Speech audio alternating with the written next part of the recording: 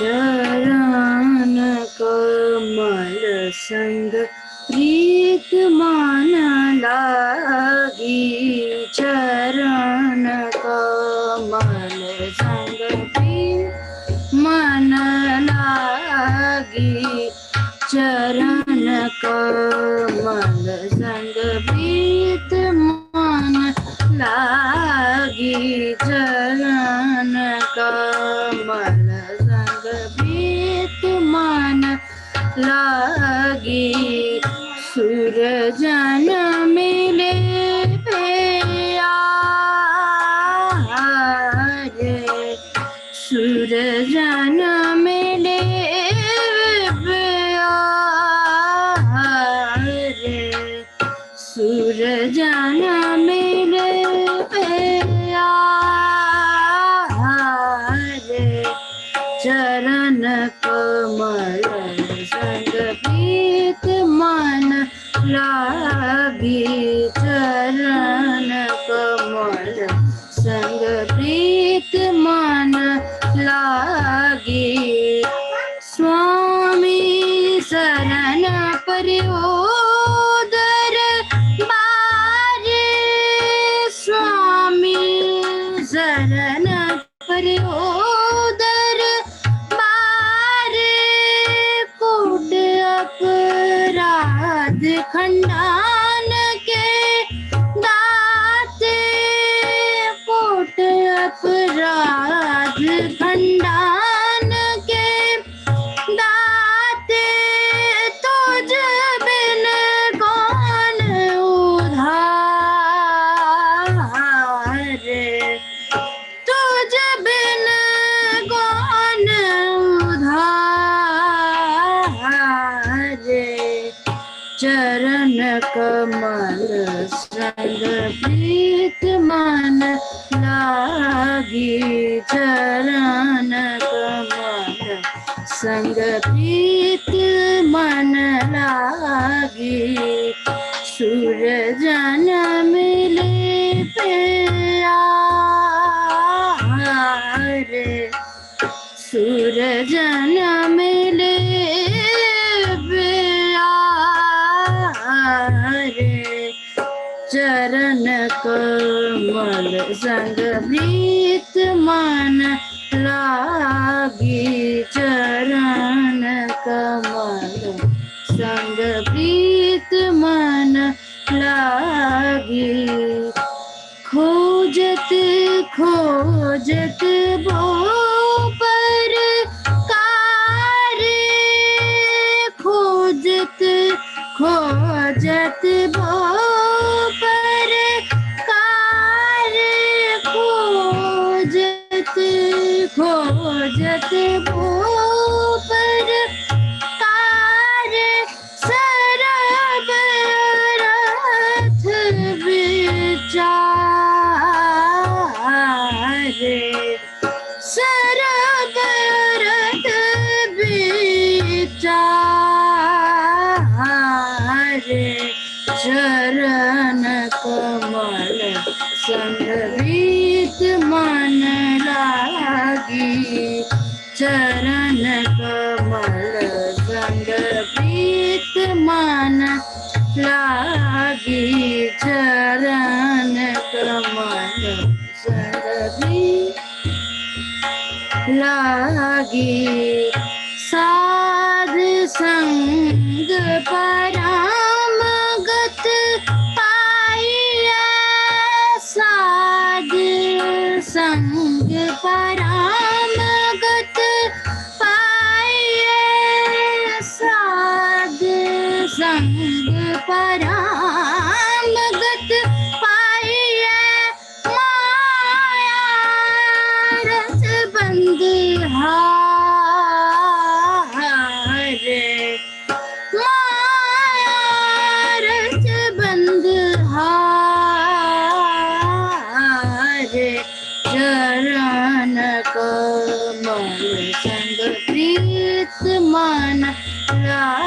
लागी चरण कमल संग प्रीत मन लागी चरण कमल संग प्रीत मन लागी नानक आनंद करे हर जप जप नानक आनंद करे हर जप जप नानक आनंद करे हर जप जप सगले रोग निवारे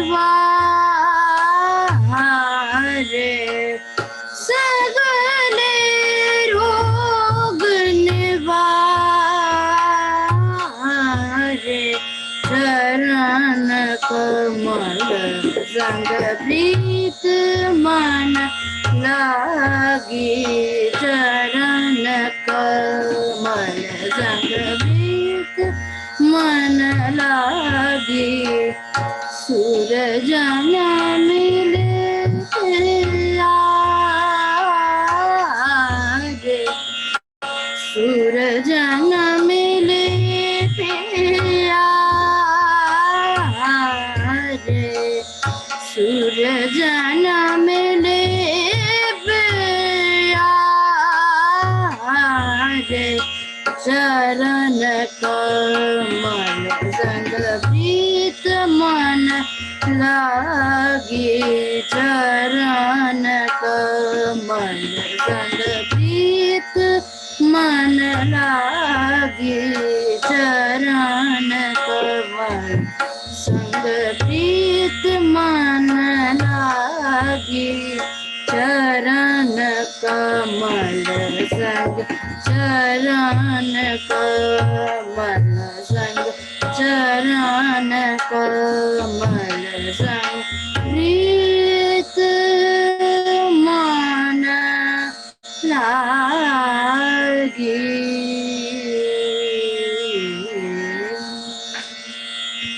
वाहिगुरु जी का खालसा वाहिगुरु जी की ਵਾਹਿਗੁਰੂ ਜੀ ਕਾ ਖਾਲਸਾ ਵਾਹਿਗੁਰੂ ਜੀ ਕੀ ਫਤਿਹ। ਮੈਂ ਸਾਰਿਆਂ ਨੂੰ ਜੀ ਆਇਆਂ ਆਖਦਾ ਜਿਹੜਾ ਸਾਡਾ ਹਰ ਹਫ਼ਤੇ ਲੜੀਵਾਰ ਪ੍ਰੋਗਰਾਮ ਚੱਲਦਾ ਹੈ ਉਹਦੇ ਵਿੱਚ ਮੈਂ ਸਭ ਦਾ ਨਿੱਘਾ ਸਵਾਗਤ ਕਰਦਾ। ਤੇ ਜਿਹੜਾ ਸਾਡਾ ਟੌਪਿਕ ਚੱਲ ਰਿਹਾ ਸਿਮਰਨ ਦੀਆਂ ਬਰਕਤਾਂ ਉਹਦੇ ਵਿੱਚ ਅੱਜ ਸਾਡਾ ਪਾਰਟ 12 ਹੈਗਾ ਜਿਹਦੇ ਵਿੱਚ ਅਸੀਂ ਅੱਜ ਸਮਝਾਂਗੇ ਉੱਚਾ ਆਚਰਣ ਰੱਖਣਾ ਕੀ ਹੈਗਾ being of a high moral character. Before we start ਮੈਂ ਥੋੜਾ ਜਿਹਾ ਰੀਕੈਪ ਕਰਦਾ। ਲਾਸਟ ਵੀਕ ਜਿਹੜੇ ਅਸੀਂ ਪੁਆਇੰਟਸ ਲਏ ਸਨ we have talked about ਆਪਣੇ ਅਮਲੀ ਜੀਵਨ ਤੇ ਜ਼ੋਰ ਦੇਣਾ। ਸੋ we were talking about the purpose of life। ਅਸੀਂ ਲਾਸਟ ਵੀਕ ਅਸੀਂ ਇਹੀ ਸਮਝੇ ਸੀਗੇ ਕਿ ਸਾਡੇ ਜੀਵਨ ਦਾ ਕੀ ਮਨੋਰਥ ਹੋਣਾ ਚਾਹੀਦਾ। ਸਿਰਫ ਸਾਨੂੰ ਗਿਆਨ ਹੋਣਾ ਕਿਸੇ ਚੀਜ਼ ਦੀ ਨੌਲੇਜ ਹੋਣ ਨਾਲ ਸਾਡਾ ਕੰਮ ਨਹੀਂ ਬਣਦਾ। ਸਾਨੂੰ ਆਪਣੇ ਉੱਚੇ ਕਰੈਕਟਰ ਉੱਤੇ ਕੰਮ ਕਰਨਾ ਜੋ ਅਸੀਂ ਉਸ ਬਾਰੇ ਵੀ ਸਿੱਖਾਂਗੇ। ਤੇ ਵੀਰ ਜੀ ਨੂੰ ਵੀ ਅਸੀਂ ਰਿਕੁਐਸਟ ਕਰਾਂਗੇ ਕਿ ਇਸ ਦੇ ਬਾਰੇ ਸਾਨੂੰ ਕੁਝ ਟਿਪਸ ਦੇਣਗੇ। ਅਸੀਂ ਗੁਰਬਾਣੀ ਦਾ ਆਧਾਰ ਲੈ ਕੇ ਆਪਣੇ ਜੀਵਨ ਨੂੰ ਉੱਚਾ ਸੁੱਚਾ ਕਿਵੇਂ ਬਣਾਈਏ। ਸੋ ਲਾਸਟ ਵੀਕ ਜਿਹੜਾ ਅਸੀਂ ਸਮਝਦੇ ਸੀ ਆਪਣੇ ਅਮਲੀ ਜੀਵਨ ਤੇ ਜ਼ੋਰ ਦੇਣਾ laying emphasis on practical aspects of life. ਅਕਸਰ ਸਾਨੂੰ ਹਰ ਚੀਜ਼ ਦਾ ਗਿਆਨ ਜ਼ਰੂਰ ਹੁੰਦਾ ਹੈਗਾ। ਅਸੀਂ ਬਾਣੀ ਵੀ ਪੜ੍ਹਦੇ ਹਾਂ ਅਸੀਂ ਹੋਰ ਵੀ ਬੜੀ ਸਾਰੀਆਂ ਚੀਜ਼ਾਂ ਪੜ੍ਹਦੇ ਹਾਂ। Actually we are an encyclopedia we know everything। we keep listening to good speakers, we keep on reading good books, good quotes। ਸਾਡੇ ਕੋਲ WhatsApp ਯੂਨੀਵਰਸਿਟੀ ਹੈ ਇੰਨਾ ਅਸੀਂ ਉਹਦੇ ਬਾਰੇ ਉਹਦੇ ਵਿੱਚੋਂ ਗਿਆਨ ਲੈਂਦੇ ਹਾਂ। ਬਟ ਜਦੋਂ ਇੰਪਲੀਮੈਂਟੇਸ਼ਨ ਦੀ ਗੱਲ ਆਉਂਦੀ ਹੈ ਜਦੋਂ ਪ੍ਰੈਕਟੀਕਲ ਲਿਵਿੰਗ ਦੀ ਗੱਲ ਆਉਂਦੀ ਹੈ ਅਸੀਂ ਉੱਥੇ ਥਿੜਕ ਜਾਂਦੇ ਹਾਂ ਬਿਕਾਜ਼ ਉੱਥੇ ਅਸੀਂ ਇੱਕ ਐਕਸਕਿਊਜ਼ ਲੈ ਲੈਂਦੇ ਹਾਂ ਕਿ ਇਹ ਪ੍ਰੈਕਟੀਕਲੀ ਪੋਸੀਬਲ ਨਹੀਂ ਹੈ। ਇਹ ਗਿਆਨ ਦੀਆਂ ਗੱਲਾਂ ਹੈਗੀਆਂ ਬਹੁਤ ਵੱਡੀਆਂ ਵੱਡੀਆਂ ਗੱਲਾਂ ਹੈਗੀਆਂ ਪ੍ਰੈਕਟੀਕਲੀ ਅਸੀਂ ਨਹੀਂ ਕਰ ਪਾਉਂਦੇ। ਬਟ ਉਹਨੂੰ ਅਮਲੀ ਜਾਮਾ ਪਹਿਨਾਉਣਾ ਬਹੁਤ ਜ਼ਰੂਰੀ ਹੈ। ਜਿਹੜੀ ਵੀ ਗੱਲ ਅਸੀਂ ਕਰਦੇ ਹਾਂ we should always practise what we are preaching. I know it's tough, we all fail at times, but ਜਿੱਦਾਂ ਜਿੱਦਾਂ ਅਸੀਂ ਪ੍ਰੈਕਟਿਸ ਕਰਦੇ ਜਾਵਾਂਗੇ ਸਾਡੇ ਜੀਵਨ ਨੂੰ ਇੱਕ ਮਨੋਰਥ ਮਿਲੇਗਾ ਕਿ we will be having that ਅਮਲੀ ਜੀਵਨ। ਆਪਣੇ ਜੀਵਨ ਦੇ ਵਿੱਚ ਉਸ ਨੌਲੇਜ ਦਾ ਉਹ ਗਿਆਨ ਦਾ ਕੁਝ ਹਿੱਸਾ ਸਾਡੇ ਅੰਦਰ ਆਏਗਾ। ਰੋਜ਼ ਅਸੀਂ ਪੜ੍ਹਦੇ ਹਾਂ ਇੱਕ ਓਂਕਾਰ ਰੱਬ ਇੱਕ ਹੈ। ਫਿਰ ਮੈਂ ਇੱਕ ਕਿਉਂ ਨਹੀਂ ਬਣਦਾ? ਮੇਰਾ ਕਰੈਕਟਰ ਡਿਊਲ ਕਿਉਂ ਹੈ? ਮੈਂ ਸਪਲਿਟ ਪਰਸਨੈਲਿਟੀ ਕਿਉਂ ਹਾਂ? ਮੈਂ ਖੁਸ਼ ਕਿਉਂ ਨਹੀਂ ਰਹਿੰਦਾ? ਮੈਂ ਅੰਦਰੋਂ ਖੇੜੇ ਵਿੱਚ ਕਿਉਂ ਨਹੀਂ ਆਂਦਾ? ਅਸੀਂ ਰੋਜ਼ ਅਰਦਾਸ ਵਿੱਚ ਵੀ ਪੜ੍ਹਦੇ ਹਾਂ, ਨਾਨਕ ਭਗਤਾਂ ਸਦਾ ਵਿਗਾਸ, ਨਾਨਕ ਨਾਮ ਚੜ੍ਹਦੀ ਕਲਾ, ਤੇਰੇ ਭਾਣੇ ਸਰਬਤ ਦਾ ਭਲਾ। ਕੀ ਅਸੀਂ ਸਰਬਤ ਦੇ ਭਲੇ ਦੇ ਕੰਮ ਕਰਦੇ ਪਏ ਹਾਂ? ਅਸੀਂ ਤਾਂ ਸਿਰਫ ਖੁਦਗਰਜ਼ੀ ਦੇ ਕੰਮ ਕਰਦੇ ਪਏ ਹਾਂ। ਅਸੀਂ ਆਪਣੇ ਭਲੇ ਦੀ ਗੱਲ ਤੇ ਕਰਦੇ ਹਾਂ, ਬਟ ਸਰਬਤ ਦੇ ਭਲੇ ਦੀ ਗੱਲ ਕਦੀ ਨਹੀਂ ਕਰਦੇ। ਸੋ ਸਾਨੂੰ ਜਿੰਨਾ ਵੀ ਗਿਆਨ ਲੈ ਲਈਏ, ਗਿਆਨ ਲੈਣਾ ਮਾੜੀ ਗੱਲ नहीं है, बट ਅਸੀਂ अक्सर है कह देते हैं जी हम तो साफ मन है हमारा, हम शराब नहीं पीते, हम किसी के साथ बुरा नहीं करते। अच्छी गल हैगी है, this is a good character ਦਾ ਇੱਕ ਫੀਚਰ ਹੈਗਾ, ਇੱਕ ਕਰੈਕਟਰਿਸਟਿਕ ਅੱਛੀ ਹੈਗੀ ਤੁਹਾਡੀ। ਬਟ ਗੁਰਬਾਣੀ ਸਾਨੂੰ ਸਿਖਾਉਂਦੀ ਹੈ, ਜਾਂ ਕੋਈ ਵੀ ਅੱਛੀ ਚੀਜ਼ ਅਸੀਂ ਪੜ੍ਹਦੇ ਹਾਂ, ਉਹ ਸਾਨੂੰ ਸਿਖਾਉਂਦਾ ਹੈ ਕਿ ਅਸੀਂ ਕਿਸੇ ਦੇ ਰਾਹ ਤੇ ਕੰਢੇ ਨਹੀਂ ਪਾ ਰਹੇ। That's well and good, very nice. But ਉਸ ਤੋਂ ਅੱਗੇ ਦੀ ਗੱਲ ਕਰੀਏ ਤੇ ਕਿ ਦੂਜਿਆਂ ਦੇ ਰਾਹ ਤੇ ਅਸੀਂ ਫੁੱਲ ਪਾ ਰਹੇ ਹਾਂ, ਕਿ ਕੁਝ ਐਸਾ ਕਰ ਰਹੇ ਹਾਂ ਕਿ ਅਸੀਂ ਆਪਣੇ ਆਪ ਨੂੰ ਸੁਧਾਰਦੇ ਹੋਏ ਸਮਾਜ ਨੂੰ ਵੀ ਕੁਝ ਦੇ ਕੇ ਜਾਈਏ। ਅੱਜ ਸਮਾਜ ਵਿੱਚ ਕਿੰਨੀਆਂ ਚੀਜ਼ਾਂ ਹੈਗੀਆਂ, ਕਿੰਨੀਆਂ ਕੁਰੀਤੀਆਂ ਹੈਗੀਆਂ ਜਿਹੜੀ ਅਸੀਂ ਫੇਸ ਕਰਦੇ ਪਏ। ਲਾਸਟ ਵੀਕ ਵੀ ਅਸੀਂ ਗੱਲ ਕੀਤੀ ਸੀਗੀ ਕਿ ਸਾਨੂੰ ਡਾਵਰੀ ਵੀ ਫੇਸ ਕਰਨੀ ਪੈਂਦੀ ਹੈ, but we don't do anything to stop it.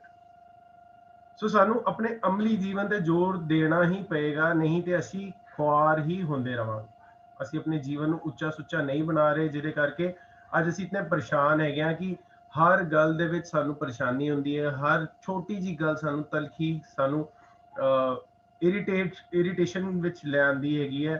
ਕਿਉਂ? ਕਿਉਂਕਿ ਉਹ ਮੇਰੇ ਹਿਸਾਬ ਨਾਲ ਨਹੀਂ ਹੋਈ। ਜਦੋਂ ਤੱਕ ਹਰ ਗੱਲ ਮੇਰੇ ਹਿਸਾਬ ਨਾਲ ਨਹੀਂ ਹੋਏਗੀ, ਤਦ ਤੱਕ ਮੈਂ ਖੁਸ਼ ਨਹੀਂ ਹੋਵਾਂਗਾ। ਇਹ ਸਾਡਾ ਇੱਕ ਉਹ ਬਣ ਗਿਆ, ਥਾਟ ਪ੍ਰੋਸੈਸ ਬਣ ਗਿਆ। So last week also I discussed with you all ki the quality of my communication with world outside decides my success, but the quality of communication with myself determines my happiness.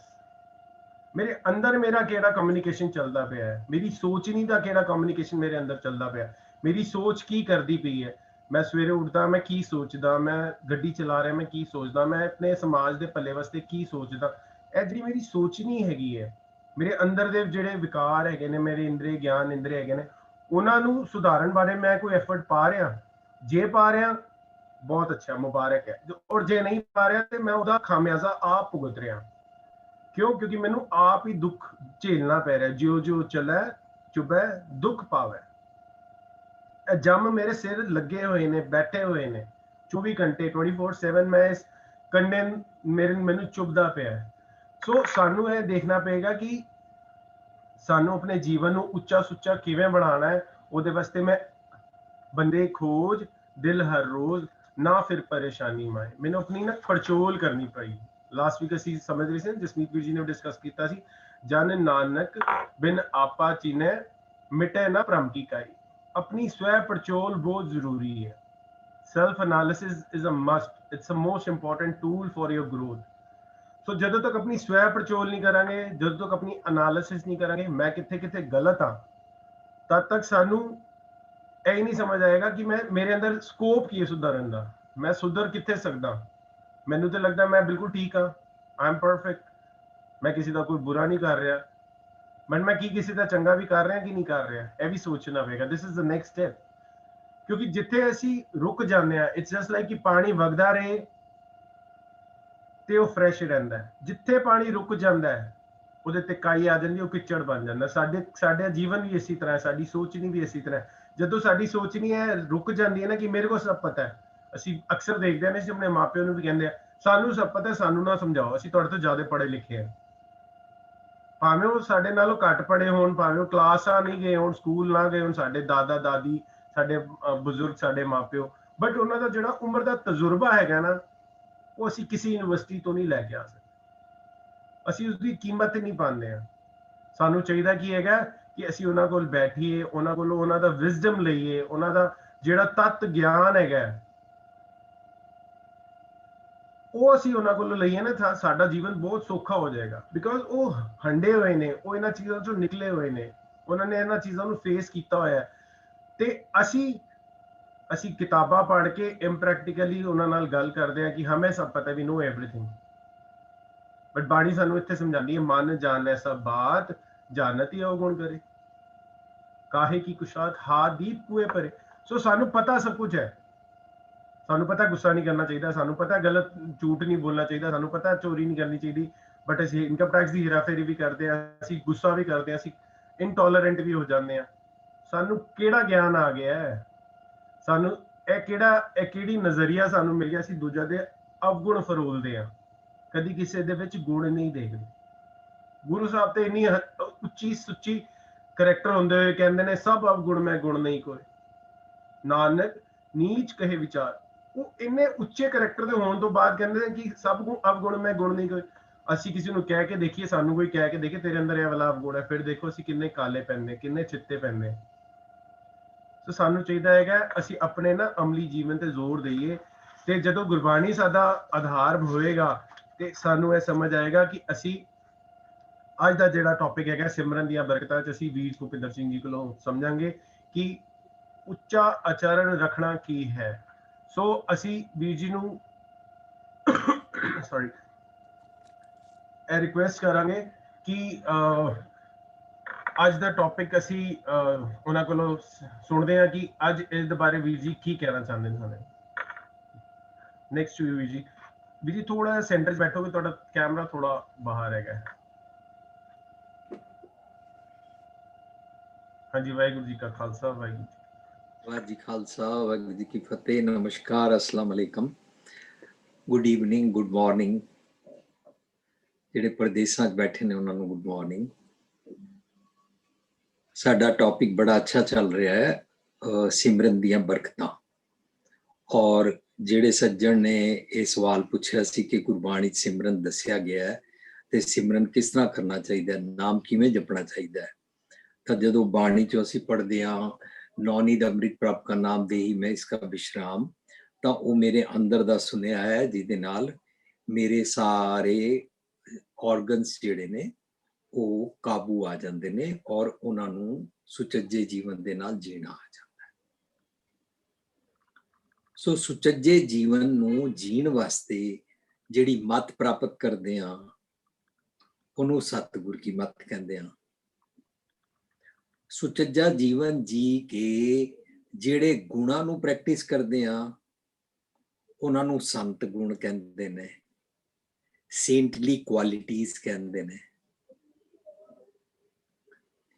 ਤੇ ਜਦੋਂ ਆਪਣੇ attitude ਨੂੰ fix up ਕਰਦੇ ਆ ਉਹਨੂੰ ਸਾਧ ਸੰਗ ਕਹਿੰਦੇ ਨੇ। ਸਾਧਨਾ ਆਪਣੇ ਆਪ ਨੂੰ ਫਿਕਸ ਅਪ ਕਰਨਾ। ਸੋ ਜਿਉਂ ਅਸੀਂ ਆਪਣੇ ਆਪ ਨੂੰ ਫਿਕਸ ਅਪ ਕਰਦੇ ਆ ਨਾ, ਤਿਉਂ ਅਸੀਂ ਮਾਨੋ ਪਰਫੈਕਸ਼ਨ ਵੱਲ ਵੱਧ ਰਹੇ ਹਾਂ।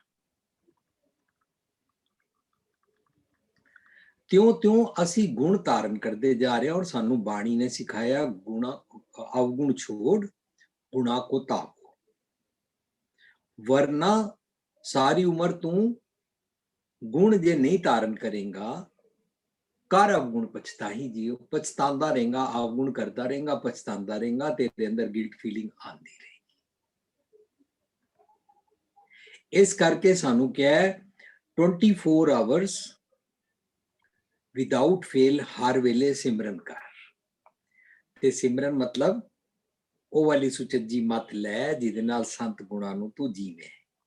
ਉਹਨੂੰ ਅਸੀਂ ਪਹਿਲਾਂ ਵੀ ਵਿਚਾਰਿਆ ਸੀ, ਕਬੀਰ ਸੇਵਾ ਕੋ ਦੋਏ ਭਲੇ ਇੱਕ ਸੰਤ ਇੱਕ ਰਾਮ, ਰਾਮ ਜੋ ਦਾਤਾ ਮੁਕਤ ਕੋ ਸੰਤ ਜਪਾਵੇ ਨਾਮ। ਸੰਤ ਮਤਲਬ ਵਰਚੂਜ਼ ਨੂੰ ਜੇ ਜੀਵੋ, ਚੰਗੇ ਗੁਣਾਂ ਨੂੰ, ਸੇਂਟਲੀ ਕੁਆਲਿਟੀਜ਼ ਨੂੰ ਜੇ ਜੀਵੋ ਤਾਂ ਤੁਸੀਂ ਨਾਮ ਜਪ ਰਹੇ ਹੋ। ਰਾਮ ਜੋ ਦਾਤਾ ਮੁਕਤ ਕੋ ਮਤਲਬ ਉਹ ਤੈਨੂੰ ਅਵਗੁਣਾਂ ਤੋਂ ਛੁਡਾਉਂਦਾ ਹੈ। ਉਹ ਸੁਨੇਹਾ ਕਿੱਥੋਂ ਮਿਲਦਾ ਹੈ? ਉਹ ਅੰਦਰੋਂ ਮਿਲਦਾ ਹੈ। ਘਰ ਹੀ ਮੈਂ ਅੰਮ੍ਰਿਤ ਭਰਪੂਰ ਹੈ। ਉਹ ਜਿਹੜਾ ਸਾਨੂੰ ਮੈਸੇजेस ਮਿਲਦੇ ਨੇ ਉਹ ਬੇਅੰਤ ਹੁੰਦੇ ਨੇ, ਉਹ ਚੰਗੇ ਹੁੰਦੇ ਨੇ। ਹਮ ਕਰ ਨਾਮ ਖਜ਼ਾਨਾ ਸਦਾ ਹੈ। ਅੰਦਰੋਂ ਕਦੇ ਵੀ ਨੈਗੇਟਿਵ ਮੈਸੇਜ ਨਹੀਂ ਆਉਂਦਾ। ਕਈ ਲੋਕ ਇਹ ਸਵਾਲ ਵੀ ਪੁੱਛਦੇ ਨੇ ਨਾ ਕਿ ਵੀਰ ਜੀ ਕੋਈ ਕਹੇਗਾ ਮੇਰਾ ਦਿਲ ਸ਼ਰਾਬ ਪੀਣ ਤੇ ਕਰ ਰਿਹਾ ਹੈ, ਕੋਈ ਕਹੇਗਾ ਮੇਰਾ ਦਿਲ ਕਰ ਰਿਹਾ ਮੈਂ ਫਲਾਣੇ ਕੋਲੋਂ ਉਹ ਚੀਜ਼ ਖੋਹ ਲਵਾਂ। ਕੋਈ ਵੀ ਨੈਗੇਟਿਵ ਡਿਸਟਰਕਟਿਵ ਕੰਮ ਕਰਨ ਦਾ ਖਿਆਲ ਆਏਗਾ, ਉਹ ਅੰਦਰ ਦਾ ਨਹੀਂ ਹੁੰਦਾ, ਉਹ ਈਵਲ ਥਾਟ ਹੁੰਦਾ ਹੈ, ਉਹ ਜੰਮ ਵਾਲੀ ਮੱਤ ਹੁੰਦੀ ਹੈ, ਉਹ ਅਸੀਂ ਬਾਹਰੋਂ ਬੋਰੋ ਕਰਦੇ ਹਾਂ। ਸੋ ਅੰਦਰੋਂ ਹਮੇਸ਼ਾ ਖਰਾ ਸੁਨੇਹਾ ਆਏਗਾ ਔਰ ਉਹ ਬੇਅੰਤ ਨੇ हम कर नाम खजाना सदा है, और वो अखुट भरे भंडार है। ਉਹ ਜਿਤਨੇ ਗੁਣ ਅਸੀਂ ਲੈਂਦੇ ਜਾਾਂਗੇ ਉਤਨਾ ਅਸੀਂ ਪਰਫੈਕਸ਼ਨ ਵੱਲ ਵੱਧਦੇ ਜਾਾਂਗੇ। ਉਹਨੂੰ ਵਨਨੈਸ ਵਿਦ ਗੋਡ ਕਹਿੰਦੇ ਨੇ।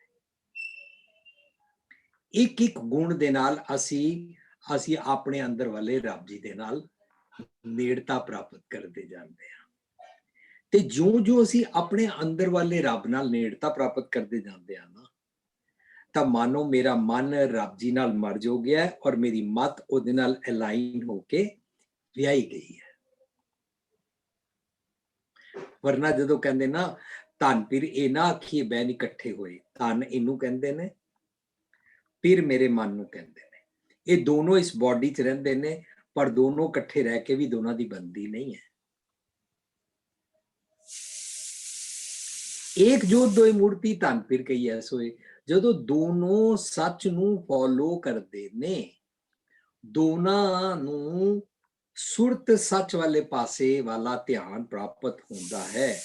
ਧੁਨਮੈ ਧਿਆਨ, only thinking, working and asking for ਚੰਗੇ ਗੁਣ, ਸੰਤ ਗੁਣ, ਤਾਂ ਧੰਨ ਪੀਰ ਕਹੀਐ ਸੋਏ। ਤਾਂ ਉਹ ਦੋਨੋਂ ਮਿਲ ਗਏ। ਇਹਦਾ ਮਤਲਬ ਮੇਰੇ ਮਨ ਨੂੰ ਰੱਬ ਜੀ ਦੇ ਨਾਲ ਮਰਜ ਕਰਨਾ ਹੈ। ਬਾਹਰ ਵਾਲੇ ਰੱਬ ਜੀ ਨਹੀਂ, ਅੰਦਰ ਵਾਲੇ। ਜਿਸ ਜਲ ਨਿਧ ਕਾਰਨ ਤੁਮ ਜਗਾਏ, ਸੋ ਅੰਮ੍ਰਿਤ ਗੁਰ ਪਾਈ ਜਿਓ। ਛੋਡੋ ਵੇਸ ਭੇਖ ਚਤਰਾਈ, ਦੁਬਦਾਏ ਫਲ ਨਹੀਂ ਜਿਓ। ਮਨ ਰੇ ਥਿਰ ਰਹੋ, ਮਤ ਕਰ ਜਾਈ ਜਿਓ। ਬਾਹਰ ਟੁੰਡਤ ਬਹੁਤ ਦੁੱਖ ਪਾਵੇ, ਘਰ ਅੰਮ੍ਰਿਤ ਘਟ ਮਾਈ ਜੀ। ਅੰਦਰ ਹੀ ਹੈ, ਤੂੰ ਅੰਦਰ ਦੀ ਗੱਲ ਨੂੰ ਸੁਣਿਆ ਕਰ। ਉਹ ਸੱਚ ਦੀ ਹੁੰਦੀ ਹੈ, ਉਹ ਕਦੇ ਵੀ ਡਿਸਟਰਕਟਿਵ ਨਹੀਂ ਹੁੰਦੀ, ਉਹ ਕਦੇ ਵੀ ਕਿਸੇ ਦਾ ਬੁਰਾ ਨਹੀਂ ਕਰਦੀ, ਉਹ ਤੈਨੂੰ ਚੰਗੇ ਗੁਣ ਸਿਖਾਉਂਦੀ ਹੈ। ਜਦੋਂ ਅਸੀਂ ਆਪਣੇ ਅੰਦਰ ਦੀ ਗੱਲ ਸੁਣਨ ਲੱਗ ਪੈਂਦੇ ਹਾਂ ਤਾਂ ਅਸੀਂ ਆਪਣਾ ਪਿਛਲਾ ਰੀਕੈਪ ਕਰ ਲਈਏ। ਭਾਵੇਂ ਜੁਝਾਰ ਜੀ ਤੁਸੀਂ ਕੀਤਾ ਹੈ, ਥੈਂਕ ਯੂ। ਪਿਆਰੀ ਬੱਚੀ ਗਰਨੀਮ ਕੌਰ ਨੇ ਸ਼ਬਦ ਗਾਇਆ, ਥੈਂਕ ਯੂ। ਪਿਛਲਾ ਪੁਆਇੰਟ, ਪਰਉਪਕਾਰ ਲਈ ਤਤਪਰ ਰਹਿਣਾ। ਹਮੇਸ਼ਾ ਆਪਣੇ ਆਪ ਨੂੰ, ਪਰ ਮਤਲਬ ਮੇਰੇ ਮਨ ਨੂੰ ਉਪਕਾਰ ਕਰਨਾ, ਉਹਨੂੰ ਸੱਚ ਦਾ ਦਾਨ ਦੇਣਾ, ਉਹਨੂੰ ਵਿਜ਼ਡਮ ਦੇਣੀ, ਵਿਜ਼ਡਮ ਲੈਣ ਵਾਸਤੇ ਤਿਆਰ ਕਰਨਾ। So always being ready for selfless service. ਜਦੋਂ ਅਸੀਂ ਆਪਣੇ ਆਪ ਤੇ ਕੰਮ ਕਰਨ ਲੱਗ ਪੈਂਦੇ ਆ ਨਾ, ਤਾਂ ਸਾਨੂੰ ਦੂਜਿਆਂ ਵਾਸਤੇ ਜੀਣਾ ਆ ਜਾਂਦਾ। ਤਾਂ ਰੀਅਲ ਸੈਂਸ ਵਿੱਚ ਅਸੀਂ ਪਰਉਪਕਾਰ ਕਰਨ ਲੱਗ ਪੈਂਦੇ, ਸੈਲਫਲੈਸ ਹੋ ਜਾਂਦੇ ਆ ਔਰ ਹਰ ਵੇਲੇ ਦੂਜਿਆਂ ਵਾਸਤੇ ਜੀਣ ਦੀ ਆਦਤ ਪਾਉਂਦੇ ਆ, ਸੁਭਾਅ ਪਕਾਉਂਦੇ ਆ। ਜਦੋਂ ਸੁਭਾਅ ਪੱਕ ਜਾਂਦਾ ਨਾ, ਉਹਨੂੰ ਸਹਿਜ ਕਹਿੰਦੇ ਨੇ। ਸਹਿਜੇ ਹੋਏ ਸੋਏ, ਦਿਖਾਵੇ ਵਾਸਤੇ ਨਹੀਂ, ਅੰਦਰੋਂ ਹੀ ਸਹਿਜ ਹੀ ਖਿਆਲ ਆ ਰਿਹਾ ਮੈਂ ਦੂਜੇ ਦਾ ਭਲਾ ਕਰਨਾ। ਸੋ ਅਸੀਂ ਇਸ ਪੁਆਇੰਟ ਨੂੰ ਲੈ ਕੇ ਅੱਗੇ ਚੱਲਦੇ ਹਾਂ। ਅਗਲਾ ਪੁਆਇੰਟ ਸੀ ਆਪਣੇ ਅਮਲੀ ਜੀਵਨ ਤੇ ਜ਼ੋਰ ਦੇਣਾ। ਅਮਲੀ ਜੀਵਨ ਤੇ ਜ਼ੋਰ ਦੇਣਾ ਅਸੀਂ ਪਿਛਲੀ ਵਾਰ ਵੀ ਸਾਂਝ ਕਰ ਚੁੱਕੇ ਹਾਂ ਕਿ laying emphasis on practical aspects of life, ਹਮੇਸ਼ਾ ਕੋਸ਼ਿਸ਼ ਕਰਨੀ ਕਿ ਮੈਨੂੰ ਜਿਹੜਾ ਚੰਗਾ ਗੁਣ ਪ੍ਰਾਪਤ ਹੋਇਆ ਹੈ, ਇਹਦਾ ਮੈਂ ਅਹਿਸਾਨ ਤਾਂ ਕਿਸੇ ਤੇ ਨਹੀਂ ਕਰਨਾ, ਪਰ ਮੈਂ ਆਪਣਾ ਇਹ ਚੰਗਾ ਗੁਣ ਛੱਡਣਾ ਨਹੀਂ ਹੈ। ਨਿੱਕੀ ਨਿੱਕੀ ਗੱਲ ਤੇ ਅਸੀਂ ਆਪਣਾ ਚੰਗਾ ਗੁਣ ਛੋੜ ਦਿੰਦੇ ਹਾਂ। ਕੋਈ ਜ਼ਰਾ ਜਿਹਾ ਸਾਡੇ ਵਾਸਤੇ ਕ੍ਰਿਟਿਸਾਈਜ਼ ਕਰੇ, ਕੋਈ ਜ਼ਰਾ ਜਿਹਾ ਮੇਰੀ ਗੱਲ ਨਾ ਮੰਨੇ, ਕੋਈ ਮੇਰੀ 99 ਗੱਲਾਂ ਮੰਨੇ ਪਰ ਇੱਕ ਨਾ ਮੰਨੇ, ਤਾਂ ਵੀ ਮੈਂ ਉਹਦੇ ਤੋਂ ਰੁੱਸ ਜਾਂਦਾ ਹਾਂ, ਮੈਂ ਉਹਦੇ ਬਾਰੇ ਨਿੰਦਾ ਕਰਦਾ ਹਾਂ, ਮੈਂ ਉਹਦੇ ਨਾਲ ਗੱਲ ਨਹੀਂ ਕਰਦਾ, ਮੈਂ ਉਹਦੇ ਕੋਲੋਂ ਬਦਲਾ ਲੈਣ ਦੀ ਭਾਵਨਾ ਰੱਖਦਾ ਹਾਂ। ਮੌਕਾ ਮਿਲੇ ਤਾਂ ਮੈਂ ਟੌਂਟ ਕਰਦਾ ਹਾਂ ਤੂੰ ਫਲਾਣੇ ਵੇਲੇ ਉਹ ਕੰਮ ਨਹੀਂ ਸੀ ਕੀਤਾ। 99 ਕੀਤੇ ਹੋਏ ਕੰਮ ਖੂਚ ਪਾ ਦਿੱਤੇ। ਇੱਕ ਦਿਨ ਅਮਰੀਕਾ ਮੇਰਾ ਬ੍ਰਦਰ ਡਿਸਕਸ ਕਰ ਰਿਹਾ ਸੀ, ਕਹਿੰਦਾ ਭੁਪਿੰਦਰ ਅਸੀਂ ਕਿਸੇ ਬੰਦੇ ਦੇ ਨਾਲ ਫਰਜ਼ ਕਰੋ ਆਪਣੀ ਲਾਈਫ ਦੇ 100 ਸਟੈਪਸ ਟੁਰਨਾ ਹੈ, ਤਾਂ ਅਸੀਂ 90 ਸਟੈਪ ਉਹਦੇ ਨਾਲ ਟੁਰੇ, ਪਰ ਇੱਕ ਵੀ ਪੁਆਇੰਟ ਲੱਭਦੇ ਆ ਕਿ ਹਾਊ ਟੂ ਕੱਟ ਇਟ ਆਫ। ਕਦੋਂ ਤੇਰੇ ਨਾਲ ਸਾਥ ਛੋੜਾਂ। ਇਹਦਾ ਮਤਲਬ ਅਸੀਂ ਹਮੇਸ਼ਾ ਨੈਗੇਟਿਵ ਨੂੰ ਲੈ ਕੇ ਪਿਛਲੇ ਕੀਤੇ ਦਾ ਥੈਂਕਲੈਸ ਹੋ ਕੇ ਜਦੋਂ ਕੁਝ ਵੀ ਕਰਦੇ ਹਾਂ ਤਾਂ ਅਸੀਂ ਆਪਣਾ ਜਿਹੜਾ ਚੰਗਾ ਗੁਣ ਪ੍ਰਾਪਤ ਸੀ ਉਹਨੂੰ ਛੋੜ ਦਿੰਦੇ ਹਾਂ। ਉਸ ਗੁਣ ਤੇ ਪ੍ਰੈਕਟਿਸ ਕਰਨਾ, ਆਪਣੇ ਅਮਲੀ ਜੀਵਨ ਤੇ ਜ਼ੋਰ ਦੇਣਾ, ਕਦੇ ਵੀ ਇੱਥੇ ਖਿਆਲ ਵੀ ਨਾ ਆਉਣ ਦੇਣਾ ਕਿ ਸ਼ਰਾਫਤ ਛੋੜਦੀ ਮੈਨੇ, ਕਦੇ ਵੀ ਇਹ ਖਿਆਲ ਨਾ ਆਉਣ ਦੇਣਾ ਜਿਹੜਾ ਅਮਨ ਨੇ ਸੈਂਟੈਂਸ ਬੋਲਿਆ ਸੀ ਨਾ, ਨੇਕੀ ਕਰ ਜੂਤੇ ਖਾ ਮੈਨੇ ਖਾਏ ਤੂੰ ਵੀ ਖਾ। ਇਹ ਟਰੱਕ ਦੇ ਪਿੱਛੇ ਲਿਖਿਆ ਹੁੰਦਾ ਹੈ ਪਰ it is not suppose to be practised. ਸਾਨੂੰ ਨੇਕੀ ਕਰਕੇ ਫਲ ਦੀ ਇੱਛਾ ਕਰਨੀ ਹੀ ਨਹੀਂ ਚਾਹੀਦੀ। ਉਹਨੂੰ ਕਹਿੰਦੇ ਨੇ ਕਾਹੂ ਫਲ ਕੀ ਇੱਛਾ ਨਹੀਂ ਬਚ। ਸੋ ਅਸੀਂ ਜਦੋਂ ਆਪਣੇ ਅਮਲੀ ਜੀਵਨ ਤੇ ਜ਼ੋਰ ਦਿੰਦੇ ਹਾਂ ਨਾ ਤਾਂ ਉਹਦੇ ਵਿਚਕਾਰ ਹਮੇਸ਼ਾ ਦੂਜਿਆਂ ਵਾਸਤੇ ਜੀਂਦੇ ਆ, ਤੇ ਜਦੋਂ ਦੂਜਿਆਂ ਵਾਸਤੇ ਜੀਣ ਲੱਗਦੇ ਆ ਤਾਂ ਹਰ ਪਲ ਦੁਨੀਆ ਦਾ ਸੁੱਖ ਲੱਭਦੇ ਆ, ਖੋਜਾਂ ਕਰਦੇ ਆ। ਮੇਰੇ ਇੱਕ ਮਿੱਤਰ ਨੇ, ਉਹਨਾਂ ਨੇ ਮੈਨੂੰ ਪੁੱਛਿਆ, ਕਹਿੰਦੇ ਮੈਂ ਆਪਣੇ ਬੱਚਿਆਂ ਨਾਲ ਗੱਲਬਾਤ ਕਰ ਰਿਹਾ ਸੀ ਤੇ ਬਹਿਸ ਸ਼ੁਰੂ ਹੋ ਗਈ ਤੇ ਕਹਿੰਦਾ ਉਹ ਗਲਤ ਗੱਲ ਕਰ ਰਹੇ ਸੀ ਤੇ ਮੈਂ ਵਿੱਚੋਂ ਉੱਠ ਗਿਆ। ਤਾਂ ਉਹ ਬੱਚੇ ਕਹਿੰਦੇ ਪਾਪਾ ਬੈਠੋ ਨਾ। ਤਾਂ ਇਹ ਮੈਨੂੰ ਕਹਿੰਦਾ ਹੈ ਕਿ ਮੈਂ ਕਿਹਾ ਨਹੀਂ ਨਹੀਂ ਮੈਂ ਪਾਗਲ ਨਹੀਂ ਹਾਂ ਜੋ ਤੁਹਾਡੇ ਨਾਲ ਬਹਿਸ ਕਰਾਂ। ਤਾਂ ਮੈਨੂੰ ਕਹਿੰਦਾ ਹੈ ਕਿ ਕੀ ਖਿਆਲ ਹੈ ਤੁਹਾਡਾ, ਕੀ ਖਿਆਲ ਹੈ? ਮੈਂ ਕਿਹਾ ਨਹੀਂ ਅਸੀਂ ਇੰਝ ਵੀ ਕਹਿ ਸਕਦੇ ਹਾਂ ਕਿ ਬਈ ਤੁਹਾਡੇ ਸਬਜੈਕਟ ਉੱਤੇ ਮੈਨੂੰ ਸ਼ਾਇਦ ਪੂਰੀ ਨੌਲੇਜ ਨਹੀਂ ਹੈ, ਹੋ ਸਕਦਾ ਹੈ ਤੁਸੀਂ ਅੱਜ ਦੇ ਜ਼ਮਾਨੇ ਸਾਜ਼ ਹੋ, ਮੈਂ ਪੂਰਾ ਵੈਲ ਰੈਡ ਨਹੀਂ ਹਾਂ, ਮੈਂ ਅਪ ਟੂ ਡੇਟ ਨਹੀਂ ਹਾਂ, ਆਈ ਐਮ ਸੌਰੀ। ਤਾਂ ਅਸੀਂ ਕੀ ਕੀਤਾ, ਤਾਂ ਅਸੀਂ ਆਪਣੀ ਹੰਬਲਨੈਸ ਦੇ ਉਹਦੇ ਤੇ ਪਹਿਰਾ ਦਿੱਤਾ ਹੈ। ਤਾਂ ਅਸੀਂ ਦੂਜੇ ਨੂੰ ਰਿਅਲਾਈਜ਼ ਨਹੀਂ ਕਰਾਇਆ ਕਿ ਤੂੰ ਬੇਵਕੂਫ ਹੈ, ਤੂੰ ਪਾਗਲ ਹੈ, ਤੈਨੂੰ ਅਕਲ ਨਹੀਂ ਹੈ, ਤੈਨੂੰ ਸਮਝ ਨਹੀਂ ਹੈ, ਤੂੰ ਠੀਕ ਨਹੀਂ ਹੈ। ਪਰ ਮੈਨੂੰ ਆਪਣੀ ਹੰਬਲਨੈਸ ਕਮਾਣੀ ਹੈ। ਇਹ ਹੰਬਲਨੈਸ ਕਮਾਣੀ ਤੇ ਮੇਰਾ ਹੱਕ ਹੈ ਨਾ। ਅਸੀਂ ਜਿਹੜਾ 26 ਜਨਵਰੀ ਦਾ ਸੈਮੀਨਾਰ ਕਰ ਰਹੇ ਹਾਂ ਉਹਦੇ 'ਚ ਹੱਕ ਦੀ ਕਮਾਈ ਵਾਲਾ ਟੌਪਿਕ ਡਿਸਕਸ ਕਰ ਰਹੇ ਹਾਂ ਨਾ, ਜਿਹੜਾ ਤੁਸੀਂ YouTube ਤੇ 4:30 ਵਜੇ ਲਾਈਵ ਕਰ ਰਹੇ ਹੋ, ਉਹ ਹੰਬਲਨੈਸ ਕਮਾਣਾ ਮੇਰਾ ਹੱਕ ਹੈ। ਕਿਸੇ ਨੂੰ ਠਿੱਠ ਕਰਨਾ ਮੇਰਾ ਹੱਕ ਨਹੀਂ ਹੈ, ਕਿਸੇ ਨੂੰ ਝੂਠਾ ਪਾਣਾ ਮੇਰਾ ਹੱਕ ਨਹੀਂ ਹੈ। ਸੋ ਇਹ ਆਪਣੇ ਅਮਲੀ ਜੀਵਨ ਤੇ ਜ਼ੋਰ ਦੇਣਾ ਹੋ ਗਿਆ। ਉਸ ਅਮਲੀ ਜੀਵਨ ਤੇ ਜਦੋਂ ਅਸੀਂ ਜ਼ੋਰ ਦਿੰਦੇ ਹਾਂ ਔਰ ਅਸੀਂ ਹਮੇਸ਼ਾ ਦੂਜਿਆਂ ਦਾ ਭਲਾ ਲੱਭਦੇ ਹਾਂ ਤਾਂ ਇਹਨੂੰ ਕਹਿੰਦੇ ਨੇ ਕਿ ਮੈਂ ਨੇਕੀ ਕਰਦਾ ਹਾਂ ਔਰ ਮੈਨੂੰ ਇਹਦੇ ਪਿੱਛੇ ਰਿਵਾਰਡ ਕੋਈ ਨਹੀਂ ਚਾਹੀਦਾ। ਤਾਂ ਮੈਂ ਸਿਮਰਨ ਕਰ ਰਿਹਾ ਤਾਂ ਮਾਨੋ ਸਿਮਰਨ ਦਾ ਉਹ ਵਾਲੀ ਬਲੈਸਿੰਗ ਮੈਨੂੰ ਪ੍ਰਾਪਤ ਹੋ ਰਹੀ ਹੈ, ਉਹ ਗੁਰ ਪ੍ਰਸਾਦ ਮੈਨੂੰ ਪ੍ਰਾਪਤ ਹੋ ਰਹੀ ਹੈ, ਉਹ ਬਲ ਮੈਨੂੰ ਮਿਲ ਰਿਹਾ ਹੈ ਜਿਹਦੇ ਨਾਲ ਮੈਂ ਗੋਡ ਲਾਈਕ ਕੁਆਲਿਟੀ ਨੂੰ ਕਮਾ ਪਾ ਰਿਹਾ। ਅਸੀਂ ਇਸ ਤਰ੍ਹਾਂ ਆਕੜ ਕੇ ਨਹੀਂ ਕਹਿ ਸਕਦੇ ਮੈਂ ਬੜਾ ਧਰਮੀ ਹਾਂ, ਮੈਂ ਬੜਾ ਸ਼ਰੀਫ ਹਾਂ, ਇੰਝ ਨਹੀਂ ਕਹਿ ਸਕਦੇ। ਇਹ ਗੁਰ ਪ੍ਰਸਾਦ ਦਾ ਬਲ ਹੈ। ਇਹਨੂੰ ਅਸੀਂ ਕਿਰਪਾ ਵੀ ਕਹਿੰਦੇ ਹਾਂ, ਬਲੈਸਿੰਗ ਵੀ ਕਹਿੰਦੇ ਹਾਂ, ਬਰਕਤ ਵੀ ਕਹਿੰਦੇ ਹਾਂ। ਸੋ ਜਿਹੜਾ ਇਹ ਪੁਆਇੰਟ ਆਇਆ, ਇਸ ਤੋਂ ਬਾਅਦ ਪਿਛਲੀ ਵਾਰੀ ਅਸੀਂ ਇੱਥੇ ਤੱਕ ਪਹੁੰਚ ਗਏ ਸੀ ਕਿ ਅਸੀਂ ਨੇਕੀ ਕਰਨੀ ਹੈ ਔਰ ਫਲ ਦੀ ਇੱਛਾ ਨਹੀਂ ਕਰਨੀ। ਤਾਂ ਅਸੀਂ ਇਹ ਵੀ ਪੁਆਇੰਟ ਸਾਂਝ ਕੀਤਾ ਸੀ ਕਿ ਜਦੋਂ ਵੀ ਅਸੀਂ ਦੁਨੀਆ ਦਾ ਭਲਾ ਕਰਦੇ ਹਾਂ ਉਹਦੇ ਪਿੱਛੇ ਵੈਸਟਿਡ ਇੰਟਰਸਟ ਨਹੀਂ ਹੋਵੇ ਤਾਂ ਮਾਨੋ ਮੈਂ ਸਿਮਰਨ ਕਰ ਰਿਹਾ, ਏਕੋ ਸਿਮਰ ਨਾ ਦੂਜਾ ਪਾਓ, ਸੰਤ ਸੰਗ ਜਪ ਕੇਵਲ ਨਾਉ, ਵਰਚੂਜ਼ ਨੂੰ ਜੀ। ਅਸੀਂ ਰੋਜ਼ ਆਪਣੀ ਲਿਸਟ ਬਣਾਈ ਹੈ ਨਾ। ਮੈਨੂੰ ਮੇਰਾ ਬ੍ਰਦਰ ਕਹਿੰਦਾ ਭੁਪਿੰਦਰ 7 ਦਿਨ ਕੰਮ ਕਰੋ ਨਾ ਸਵੇਰੇ ਸ਼ਾਮ ਤੋਂ ਸਵੇਰੇ 5 ਵਜੇ ਤੋਂ ਲੈ ਕੇ ਰਾਤ ਦੇ 10-11 ਵਜੇ ਤੱਕ ਹੈ ਜੁਝਾਰ ਜੀ। ਜੀ ਸਵੇਰੇ 5 ਵਜੇ ਤੋਂ ਰਾਤ ਦੇ 11 ਵਜੇ ਤੱਕ ਵੀ ਕੰਮ ਕਰੋ ਨਾ ਤਾਂ ਕੰਮ ਨਹੀਂ ਮੁੱਕਦੇ। ਬਿਲਕੁਲ। ਪਰ ਉਹ ਕਹਿੰਦਾ ਜਦੋਂ ਮੈਂ ਨਿਊਯਾਰਕ ਆਇਆ ਤਾਂ ਮੈਂ ਨੋਟਿਸ ਕੀਤਾ ਕਿ ਲੋਕੀ ਇੱਕ ਦੂਜੇ ਦੀ ਹੈਲਪ ਨਹੀਂ ਕਰਦੇ ਨੇ। ਇੰਡੀਅਨ ਨੂੰ ਦੇਖ ਕੇ ਮੂੰਹ ਮੋੜ ਲੈਂਦਾ ਹੈ।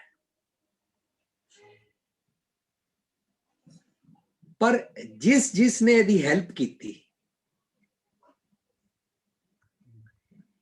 ਇਹਨੇ ਉਹਨਾਂ ਸਾਰਿਆਂ ਦਾ ਗੁਣ ਅੱਗੇ ਰੱਖ ਲਿਆ। ਤਾਂ ਮੈਨੂੰ ਪਤਾ ਹੀ ਕਹਿੰਦਾ ਭੁਪਿੰਦਰ ਮੈਂ ਲਿਸਟ ਬਣਾਉਂਦਾ ਬਈ ਇਹ ਜਿਹੜੇ ਵੀਕਡੇਜ਼ ਨੇ, ਵੀਕਡੇਜ਼ ਦੇ ਅੰਦਰ ਤੇ ਮੈਂ ਆਪਣਾ ਕੰਮ ਕਰਾਂਗਾ ਔਰ ਸ਼ਾਮੀ ਮੈਂ ਆਪਣੇ ਪਰਿਵਾਰ ਨਾਲ ਬੈਠਾਂਗਾ। ਪਰ ਜਿਹੜਾ ਵੀਕਐਂਡ ਹੈ, ਵੀਕਐਂਡ ਨੂੰ ਮੈਂ ਲੱਭ ਕੇ ਕਿਸੇ ਦਾ ਭਲਾ ਕਰਾਂਗਾ। ਇਹਦਾ ਮਤਲਬ ਹੋਲ ਵੀਕ ਕੰਮ ਵਿੱਚ ਬਿਜ਼ੀ ਵੀ ਹੈ ਔਰ ਕਰਦਿਆਂ ਸੋਚ ਰਿਹਾ ਵੀਕਐਂਡ ਨੂੰ ਕਿਹਦਾ ਭਲਾ ਕਰਨਾ ਹੈ। ਤਾਂ ਮੈਂ ਉਹਨੂੰ ਪੁੱਛਿਆ ਜੋਗੀ ਫॉर ਐਗਜ਼ਾਮਪਲ ਦੱਸ। ਕਹਿੰਦਾ ਫॉर ਐਗਜ਼ਾਮਪਲ ਮੈਨੂੰ ਪਤਾ ਲੱਗਾ ਇੱਥੇ ਇੱਕ ਕਪਲ ਆਇਆ ਹੋਇਆ ਸੀ, ਉਹ ਪਹਿਲਾਂ ਤੇ ਬੜੇ ਐਕਟਿਵ ਸੀ ਲੇਕਿਨ ਬਾਅਦ ਵਿੱਚ ਹਸਬੈਂਡ ਬਿਮਾਰ ਹੋ ਗਿਆ ਤੇ ਹਸਬੈਂਡ ਡਰਾਈਵ ਕਰਦਾ ਸੀ, ਵਾਈਫ ਡਰਾਈਵ ਨਹੀਂ ਕਰਦੀ। ਤਾਂ ਕਹਿੰਦਾ ਮੈਂ ਸੈਟਰਡੇ ਉਹਨਾਂ ਨੂੰ ਕਹਿੰਦਾ ਸੀ ਕਿ ਤੁਹਾਨੂੰ ਗਰੋਸਰੀ ਕਰਾ ਲਿਆਵਾਂ ਜਾਂ ਤੁਹਾਡੀਆਂ ਦਵਾਈਆਂ ਲੈ ਆਵਾਂ।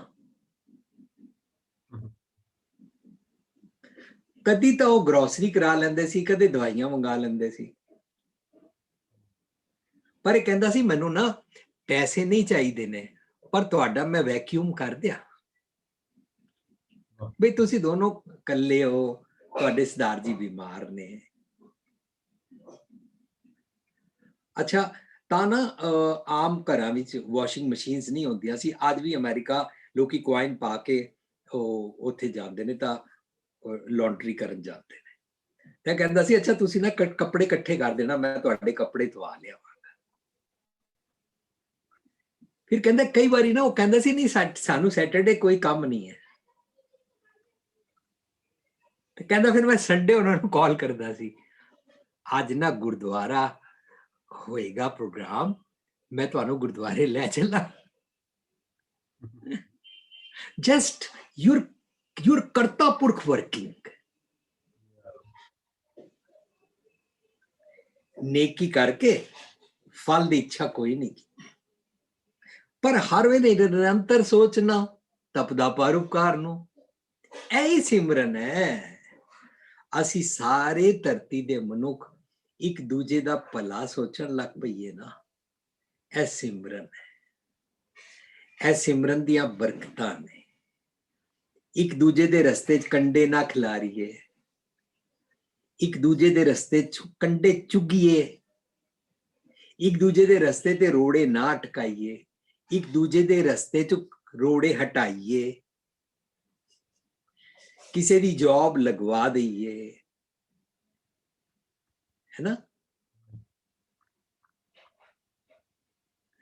ਮੇਰੇ ਬੀਜੀ ਦੱਸਦੇ ਹੁੰਦੇ ਸੀ ਕਿ ਮੇਰੇ ਬੀਜੀ ਦੇ ਜਿਹੜੇ ਨਾਨਾ ਜੀ ਸੀ ਉਹ ਪਾਕਿਸਤਾਨ ਕਈ ਵਾਰੀ ਗੁਰਦੁਆਰੇ ਵਿਚਾਰ ਕਰਦੇ ਸਨ ਤੇ ਉਹਨਾਂ ਨੂੰ ਸਾਰੇ ਭਗਤ ਜੀ ਕਹਿੰਦੇ ਸੀ। ਤਾਂ ਉਹ ਕੀ ਕਰਦੇ ਸੀ ਕਿ ਆਪਣੀ ਕਮਾਈਆਂ ਚੋਂ ਪੈਸੇ ਬਚਾ ਕੇ ਨਾ ਲੱਭਦੇ ਸੀ ਕਿਸੇ ਜਗ੍ਹਾ ਜਾ ਕੇ ਜਿੱਥੇ ਨਾ ਲੋਕਾਂ ਨੂੰ ਬੜੀ ਦੂਰ ਪਾਣੀ ਲੈਣ ਜਾਣਾ ਪੈਂਦਾ, ਤਾਂ ਉੱਥੇ ਉਹਨਾਂ ਨੂੰ ਕਹਿੰਦੇ ਸੀ ਤੁਹਾਡੇ ਤੇ ਖੂਹ ਲਵਾ ਦਈਏ। ਇਹ ਕੋਈ ਵੀ ਨਾ ਸੈਲਫ ਪ੍ਰੇਜ਼ ਦੀ ਗੱਲ ਨਹੀਂ ਚੱਲ ਰਹੀ, ਇਹ ਚੱਲ ਰਹੀ ਹੈ how continuously you are in simran, state of simran. ਦੂਜਿਆਂ ਦਾ ਭਲਾ ਸੋਚ।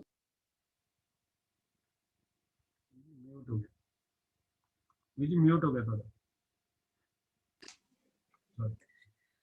ਦੂਜਿਆਂ ਦਾ ਭਲਾ ਸੋਚਣਾ, ਸਭੈ ਘਟ ਰਾਮ ਬੋਲੇ ਦੇਖਣਾ, ਘਟ ਘਟ ਮੈਂ ਹਰਜੂ ਬਸੇ ਦੇਖਣਾ, ਦੂਜੇ ਦਾ ਦਰਦ ਆਪਣਾ ਦਰਦ ਸਮਝਣਾ।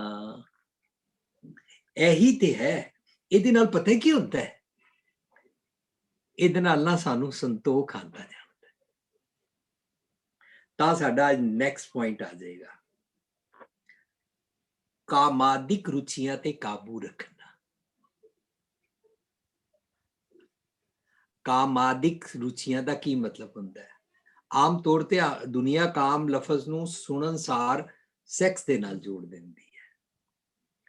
Doing good deeds without expectations, ਇਹ ਤਾਂ ਸਾਡਾ ਪਿਛਲਾ ਸੀ ਨਾ, ਨੇਕੀ ਕਰਕੇ ਫਲ ਦੀ ਇੱਛਾ ਨਾ ਕਰਨੀ।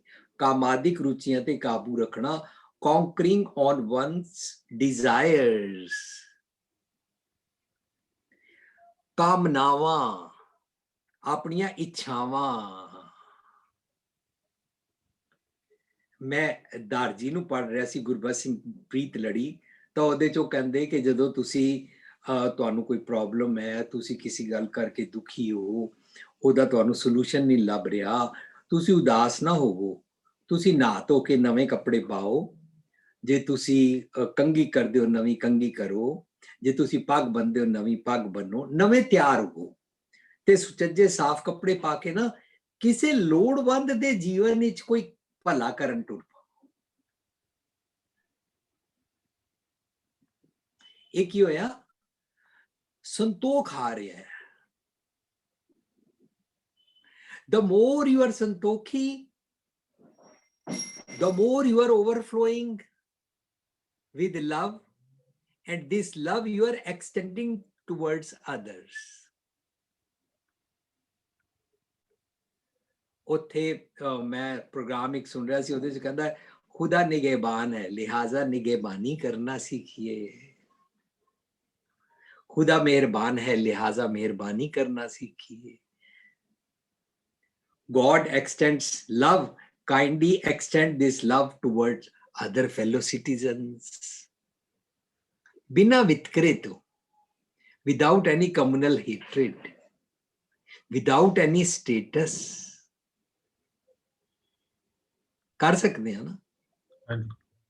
3-4 ਵਾਰੀ ਮੇਰੇ ਨਾਲ ਇੰਜ ਹੋਇਆ ਕਿ ਮੈਂ ਰਜੌਰੀ ਰਿੰਗ ਰੋਡ ਤੋਂ ਅੰਦਰ ਆ ਰਿਹਾ ਸੀ, 1-2 ਵਾਰੀ ਮੈਂ ਬਾਹਰ ਜਾ ਰਿਹਾ ਸੀ ਤੇ ਮੈਂ ਕਾਰ ਚਲਾ ਰਿਹਾ ਸੀ, ਤਾਂ 1-2 ਵਾਰੀ ਇੱਕ ਬਜ਼ੁਰਗ ਜਾ ਰਹੇ ਸੀ ਪੈਦਲ, 1-2 ਵਾਰੀ ਇੱਕ ਲੇਡੀਜ਼ ਜਾ ਰਹੀਆਂ ਸੀ, ਔਰ ਇੱਕ ਵਾਰੀ ਤਾਂ ਇੱਕ ਲੇਡੀ ਨੇ ਬੜਾ ਭਾਰਾ ਬੈਗ ਜਿਹਾ ਚੁੱਕਿਆ ਹੋਇਆ ਸੀ ਤੇ ਮੈਂ ਆਪਣੀ ਕਾਰ ਰੋਕੀ ਤਾਂ ਮੈਂ ਉਹਨੂੰ ਕਿਹਾ ਅੰਕਲ ਜੀ, ਆਂਟੀ ਜੀ, ਪਾਪਾ ਜੀ, ਜੋ ਕੋਈ ਵੀ ਸੀ ਏਜ ਦੇ ਮੁਤਾਬਕ।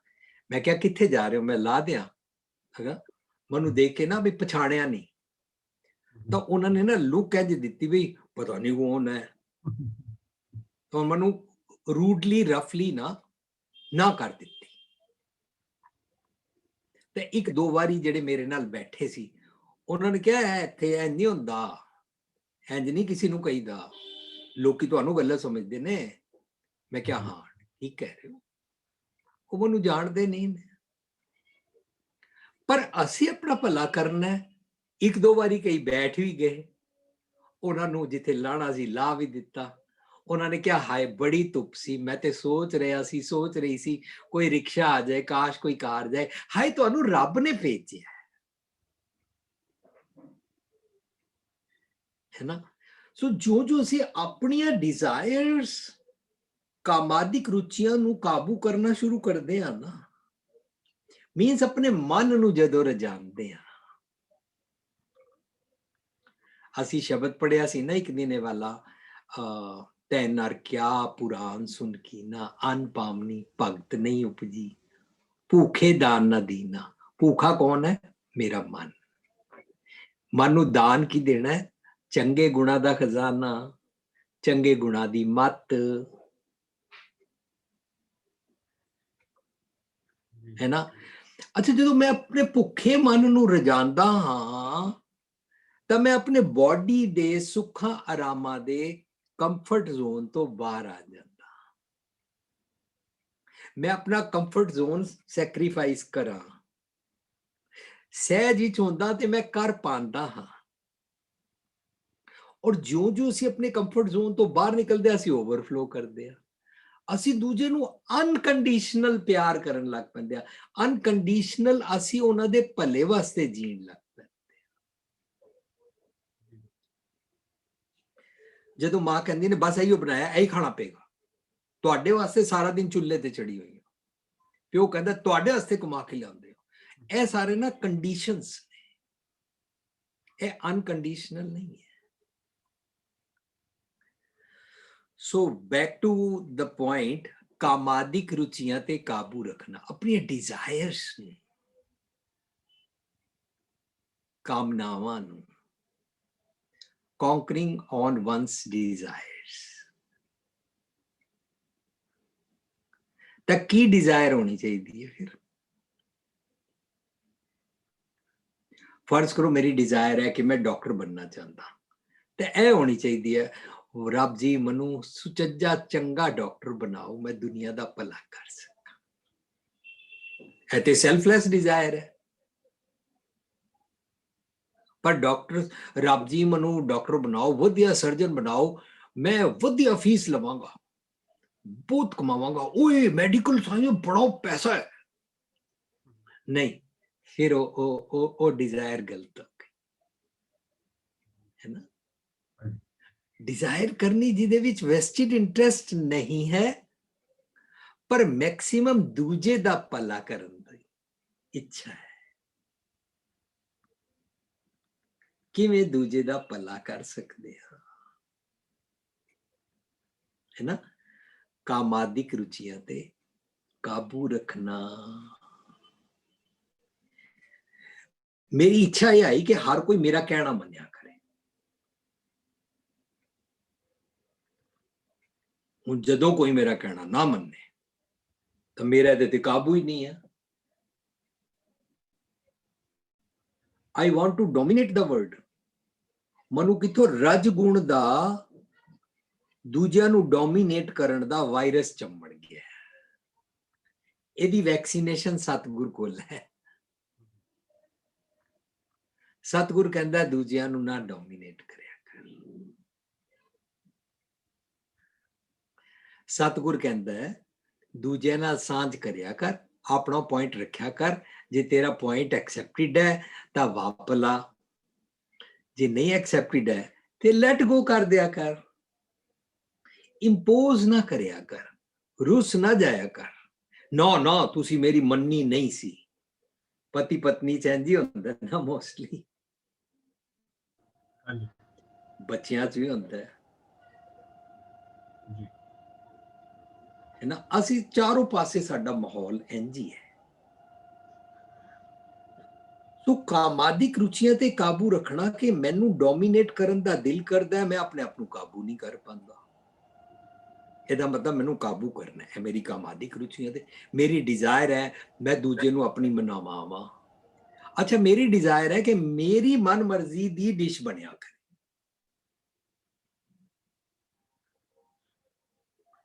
ਪਰ ਮੇਰੀ ਮਾਂ ਨੇ ਕਿਹਾ ਅੱਜ ਘੀਆ ਬਣਿਆ, ਮੈਨੂੰ ਘੀਆ ਪਸੰਦ ਨਹੀਂ ਹੈ, ਤੇ ਮੈਂ ਐਡਜਸਟ ਕਰ ਸਕਦਾ कि अच्छा चलो आज घिया ही खाते। ना तुम तो हमेशा रोज आए दिन घिया तोरी बना देते हो। फिर ਇਹਦਾ मतलब मैं अपनी कामादिक रुचियां ते काबू नहीं रख पांदा। अच्छा, ਮੈਨੂੰ ਬਚਪਨ ਵਿੱਚ ਪਤਾ ਕੀ ਹੁੰਦਾ ਸੀ? ਮੈਨੂੰ ਬਚਪਨ ਵਿੱਚ ਇਹ ਹੁੰਦਾ ਸੀ ਕਿ ਤੁਸੀਂ ਮੇਰੇ ਵੱਡੇ ਭਰਾ ਨੂੰ ਪਰਾਂਠੇ ਤੇ ਮੱਖਣ ਰੱਖ ਕੇ ਨਾਲ ਆਮਲੇਟ ਦਿੱਤਾ, ਮੈਨੂੰ ਮੱਖਣ ਹੀ ਨਹੀਂ ਰੱਖਿਆ। ਲੋ, ਹੁਣ ਇਹ ਵੀ ਕੋਈ ਕੰਪੈਰੀਜ਼ਨ ਕਰਨ ਦੀ ਗੱਲ ਹੈ? ਮਤਲਬ ਆਪਣੀ ਮਾਂ ਦੇ ਵਿਵਹਾਰ ਤੇ ਕਿ ਬਈ ਉਹ डिस्क्रिमिनेशन ਦਾ ब्लेम भी लगा ਦਿੱਤਾ। बच्चे इंज ही करते हैं, मम्मी हर टाइम तुम इसी के बनाते हो, ये रोज रोज जैसे जैसे बोलता है या बोलती है इसी के स्वाद के बनाते हो, मेरे हिसाब के तो बनाते ही नहीं। अपनी कामादिक रुचियां ते बचपन तो निक्के निक्के हर गल ते करदे करदे ਅਸੀਂ ਵੱਡੇ ਹੋ ਜਾਂਦੇ ਹਾਂ, ਸਾਡੇ ਵਿਆਹ ਹੋ ਜਾਂਦੇ ਨੇ, ਸਾਡੇ ਅੱਗੋਂ ਬੱਚੇ ਹੋ ਜਾਂਦੇ ਨੇ, ਹੈ ਨਾ। ਆਫਿਸ ਅੰਦਰ ਵੀ ਨਿੱਕੀ ਨਿੱਕੀ ਗੱਲ ਤੇ ਸਾਡੀ ਇੱਕ ਦੂਜੇ ਨਾਲ ਟਿਫ ਹੀ ਰਹਿੰਦੀ ਹੈ। ਸੋ ਕਾਮਾਦਿਕ ਰੁਚੀਆਂ ਤੇ ਕਾਬੂ ਰੱਖਣਾ ਸਿਮਰਨ ਦੀਆਂ ਬਰਕਤਾਂ ਹੈ।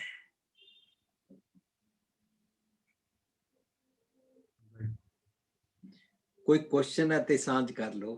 ਪੁਸ਼ਪਿੰਦਰ ਜੀ ਕਹਿੰਦੇ ਸੀ ਕੋਈ ਕੁਐਸਚਨ ਆਏ ਨੇ, ਨਹੀਂ ਤਾਂ ਅਸੀਂ ਅੱਗੇ ਚੱਲ ਪਾਂਗੇ। ਕੁਐਸਚਨ ਮੈਂ ਲੈ ਰਿਹਾ। ਉਸ ਤੋਂ ਪਹਿਲਾਂ ਜਿਹੜੀ ਗੱਲ ਤੁਸੀਂ ਕਹਿ ਰਹੇ ਹੋ ਨਾ, ਬੱਚਿਆਂ ਦੇ ਵਿੱਚ ਇਹ ਵੀ ਜ਼ਰੂਰ ਹੁੰਦਾ ਹੈਗਾ। ਮੈਨੂੰ ਯਾਦ ਹੈ ਜਦੋਂ ਮੈਂ ਛੋਟਾ ਹੁੰਦਾ ਸੀਗਾ ਤੇ ਮੰਮੀ ਨਾ ਸਿਸਟਰ ਨੂੰ ਕਾਫੀ ਪ੍ਰੈਫਰੈਂਸ ਦਿੰਦੇ ਸਨ, ਪਿਆਰ ਕਰਦੇ ਸਨ। ਉਹ ਆਪਣੇ ਵੱਲੋਂ ਡਿਫਰੈਂਸ ਨਹੀਂ ਕਰਦੇ ਸਨ, ਬਟ ਮੈਨੂੰ ਲੱਗਦਾ ਸੀਗਾ ਕਿ ਉਹ ਉਹਨੂੰ ਜ਼ਿਆਦਾ ਫੇਵਰ ਕਰਦੇ ਪਏ। ਸੋ ਮੈਂ ਉਹਨਾਂ ਨੂੰ ਹਮੇਸ਼ਾ ਕੰਪਲੇਂਟ ਕਰਦਾ ਹੁੰਦਾ ਸੀਗਾ ਕਿ ਮੰਮੀ ਤੁਸੀਂ ਨਾ ਦੀਦੀ ਨੂੰ ਜ਼ਿਆਦਾ ਪਿਆਰ ਕਰਦੇ ਹੋ, ਮੈਨੂੰ ਨਹੀਂ ਕਰਦੇ। ਤੇ ਉਹਨਾਂ ਨੇ ਨਾ ਮੈਨੂੰ ਇਹ ਗੱਲ ਇਸ ਤਰ੍ਹਾਂ ਸਮਝਾਈ, ਕਹਿੰਦੇ ਬੱਚੇ ਦੇਖ, ਸਾਡੇ ਵਾਸਤੇ ਦੋ ਬੱਚੇ ਸਾਡੀ ਦੋ ਅੱਖਾਂ ਵਰਗੇ ਹੈ, ਉਹਨਾਂ ਦਾ ਕੋਈ ਕੰਪੈਰੀਜ਼ਨ ਨਹੀਂ ਹੈਗਾ। ਮੇਰੀ ਵਾਸਤੇ ਲੈਫਟ ਇੰਪੋਰਟੈਂਟ ਹੈ ਕਿ ਰਾਈਟ ਇੰਪੋਰਟੈਂਟ ਹੈ, ਇਹ ਕੋਈ ਗੱਲ ਨਹੀਂ ਹੈਗੀ, ਦੋਨੋਂ ਮੇਰੇ ਲਈ ਇਕੁਅਲੀ ਇੰਪੋਰਟੈਂਟ ਹੈ। ਬਸ ਮੈਂ ਧੀਆਂ ਨੂੰ ਇਸ ਕਰਕੇ ਜ਼ਿਆਦਾ ਪਿਆਰ ਕਰਦੀ ਹਾਂ ਕਿ ਅਗਲੇ ਘਰ ਉਹਨਾਂ ਨੇ ਚਲੇ ਜਾਣਾ, ਪਤਾ ਨਹੀਂ ਉਸਨੂੰ ਕਿਸ ਤਰ੍ਹਾਂ ਦਾ ਘਰ ਮਿਲਿਆ, ਇਸ ਕਰਕੇ ਮੈਂ ਉਹਨੂੰ ਜ਼ਿਆਦਾ ਪੈਂਪਰ ਕਰਦੀ ਹਾਂ।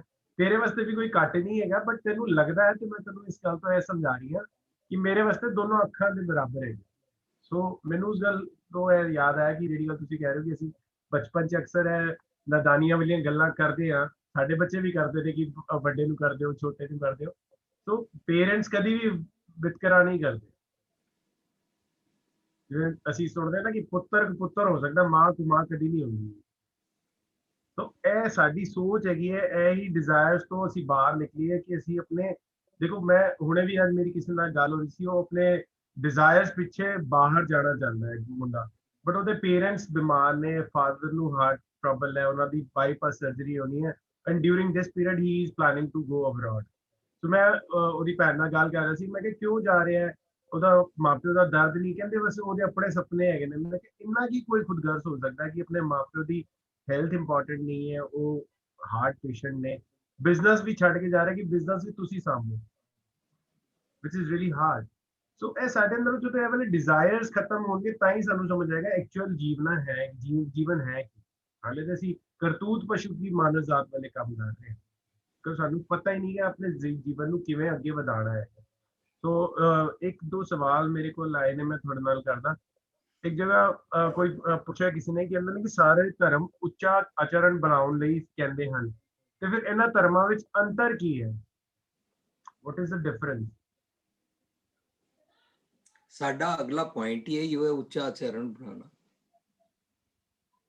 ਸਿਮਰਨ ਦੀਆਂ ਬਰਕਤਾਂ ਦਾ ਇਹ ਵਾਲਾ ਵਨ ਆਫ ਦਾ ਪੁਆਇੰਟ ਹੈ ਸਾਡਾ। ਨੈਕਸਟ ਪੁਆਇੰਟ ਇਸੀ ਲੈਵਲ ਤੇ ਅਸੀਂ ਜਾਵਾਂਗੇ। ਹੁਣੇ ਤੁਸੀਂ ਪਹਿਲਾਂ ਕਾਮਾਦਿਕ ਰੁਚੀਆਂ ਤੇ ਕਰ ਲਓ ਇਹਨੂੰ, ਫਿਰ ਉੱਥੇ ਅਸੀਂ ਲੈ ਲਵਾਂਗੇ।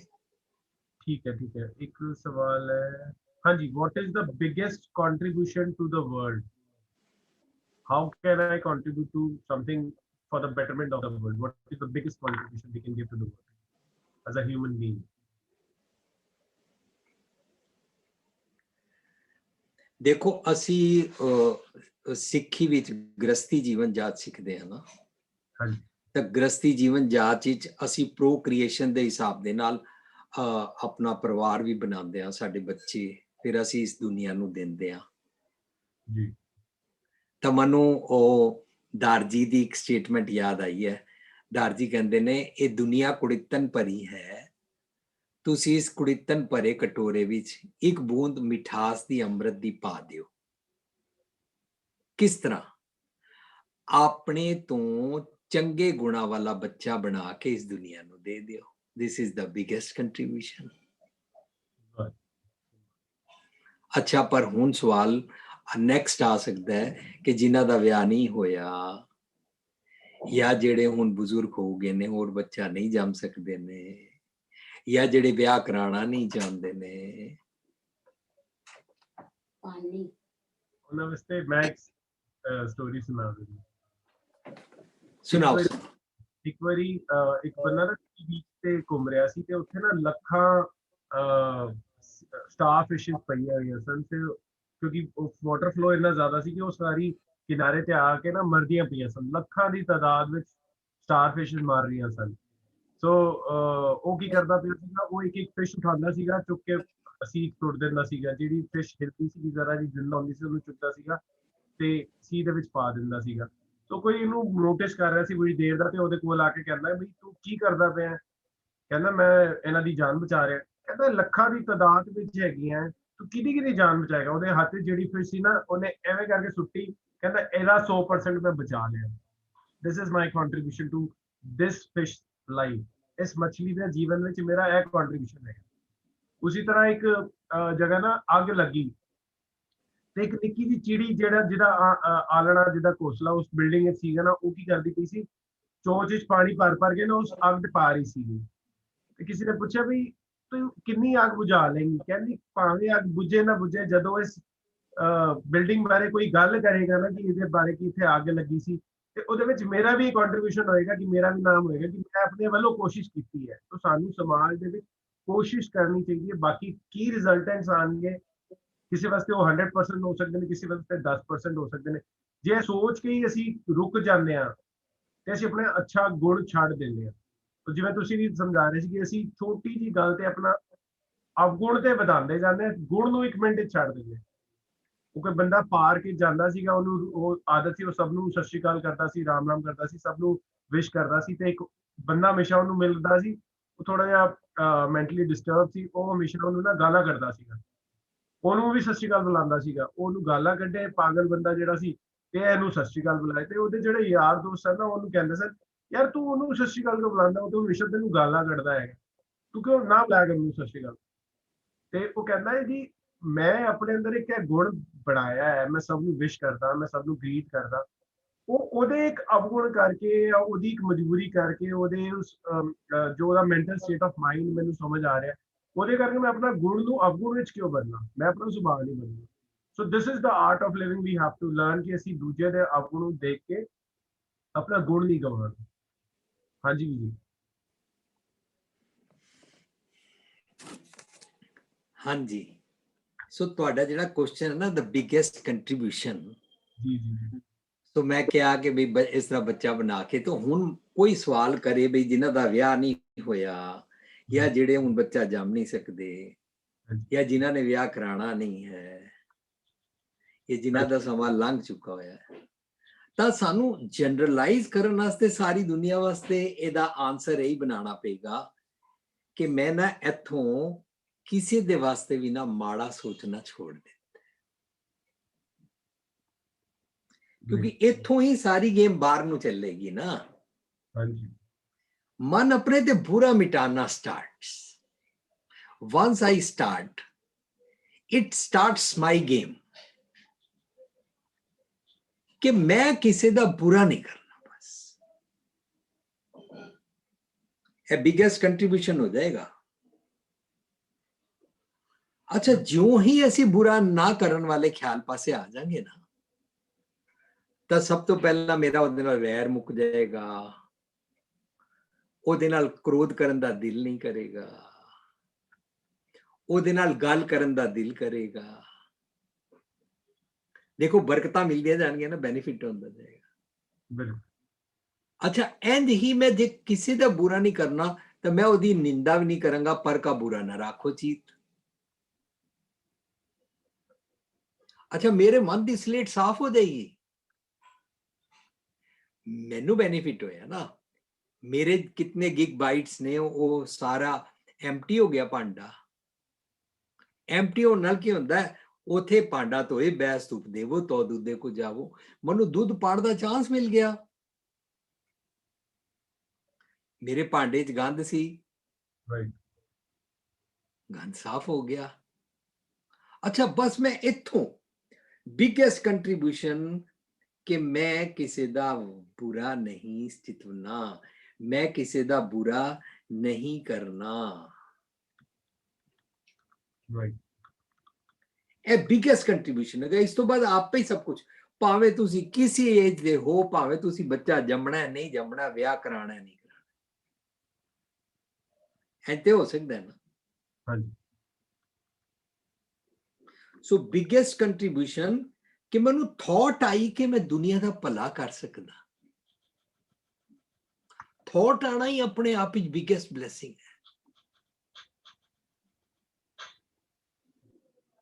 ਹੈ ਨਾ। ਹਾਂਜੀ। ਇੱਕ ਵਾਰੀ ਮੈਨੂੰ ਯਾਦ ਆਇਆ ਕਿ ਇੱਕ ਸੱਜਣ ਨਾਲ ਮੈਂ ਸਕੂਟਰ ਤੇ ਜਾ ਰਿਹਾ ਸੀ, ਮੈਨੂੰ ਉਹਨਾਂ ਦਾ ਨਾਂ ਯਾਦ ਕਾਫੀ ਚਿਰ ਹੋ ਗਿਆ, ਮੈਂ ਉਹਨਾਂ ਨੂੰ ਮਿਲਿਆ ਨਹੀਂ ਆ। ਕੁਲਬੀਰ ਸਿੰਘ ਜੀ, ਤਿਲਕ ਨਗਰ ਕਿਧਰੇ ਰਹਿੰਦੇ ਨੇ। ਮੇਰੇ ਤੋਂ ਉਮਰ ਵਿੱਚ ਵੱਡੇ ਸੀ, ਮੈਂ ਉਹਨਾਂ ਕੋਲ ਬੜਾ ਕੁਝ ਸਿੱਖਦਾ ਰਿਹਾ। ਉਹਨਾਂ ਨੂੰ ਹਿੰਦੀ ਦੀ ਵੀ ਕਾਫੀ ਨੌਲੇਜ ਸੀ, ਉਹਨਾਂ ਨੂੰ ਹਿੰਦੀ ਸਿੰਘ ਕਹਿੰਦੇ ਸੀ। तो कुलबीर सिंह जी ने ना, मैं और स्कूटर पे बैठा सी,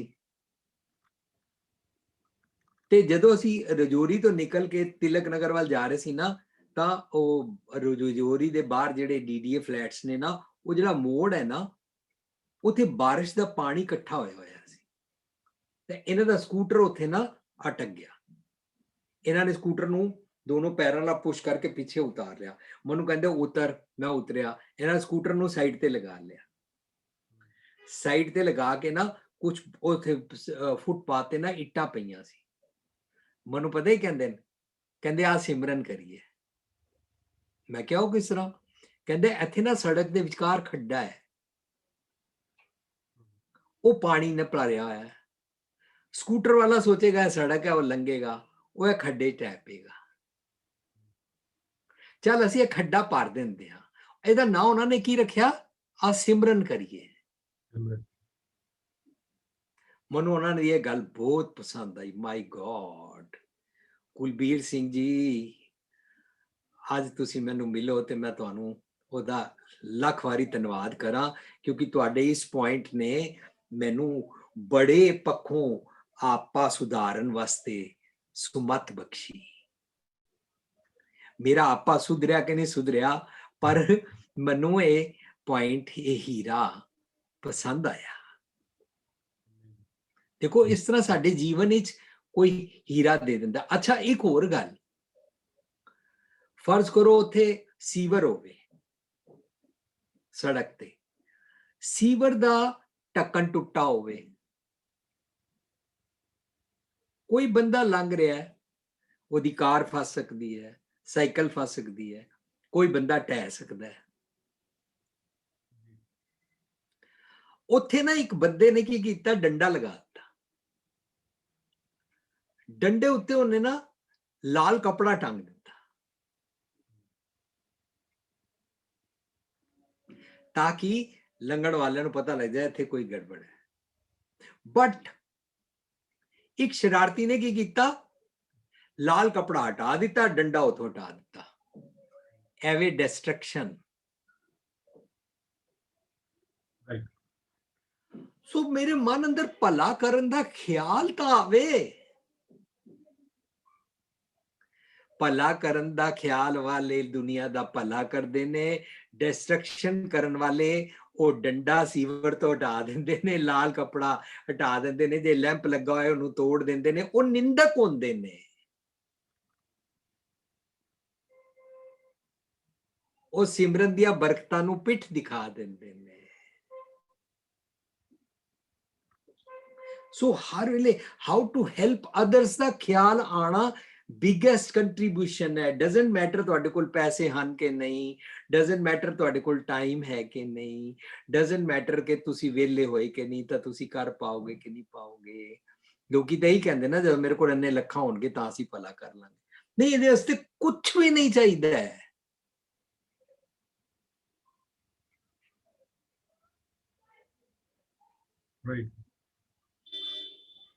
ਤੁਸੀਂ ਮੈਨੂੰ ਇਹਦੇ ਬਾਰੇ ਅੱਗੇ ਅਗਲਾ ਪੁਆਇੰਟ ਲੈਣ ਵਾਸਤੇ ਜਿਹੜਾ ਕੁਐਸਚਨ ਸ਼ੁਰੂ ਕੀਤਾ ਹੈ, ਅਸੀਂ ਉਸ ਪੁਆਇੰਟ ਨੂੰ ਲੈ ਲਈਏ ਕਿ ਇਹਦੇ ਵਾਸਤੇ ਤੁਹਾਡੇ ਕੋਲ ਕੋਈ ਹੋਰ ਹੁਣੇ ਕੁਐਸਚਨ ਹੈ। ਇੱਕ ਸਵਾਲ ਹੋਰ ਹੈਗਾ, ਉਹਦੇ ਵਿੱਚ ਉਹ ਪੁੱਛ ਰਹੇ ਨੇ, people know morality is appreciated and accepted in the society, but why do people indulge in unethical behavior? ਜਦ ਸਭ ਨੂੰ ਪਤਾ ਅੱਛਾਈ ਚੰਗੀ ਗੱਲ ਹੈਗੀ ਹੈ, ਸੋ ਅਨਐਥੀਕਲ ਬਿਹੇਵੀਅਰ ਜਾਂ ਬੁਰੇ ਕੰਮਾਂ 'ਚ ਕਿਉਂ ਅਸੀਂ ਫਸ ਜਾਂਦੇ ਹਾਂ? ਉਹਨਾਂ ਨੇ ਆਪਣੇ ਅਮਲੀ ਜੀਵਨ ਤੇ ਜ਼ੋਰ ਦੇਣਾ ਛੋੜ ਦਿੱਤਾ। ਦੇਖੋ ਨਾ, ਅਸੀਂ ਅਮਲੀ ਜੀਵਨ ਨੂੰ, ਜਿਹਨੂੰ ਚੰਗਾ ਗੁਣ ਕਹਿੰਦੇ ਨੇ, ਚੰਗੇ ਗੁਣ ਦੀ ਅਸੀਂ ਵੈਲਿਊ ਕੀ ਰੱਖਾਂਗੇ?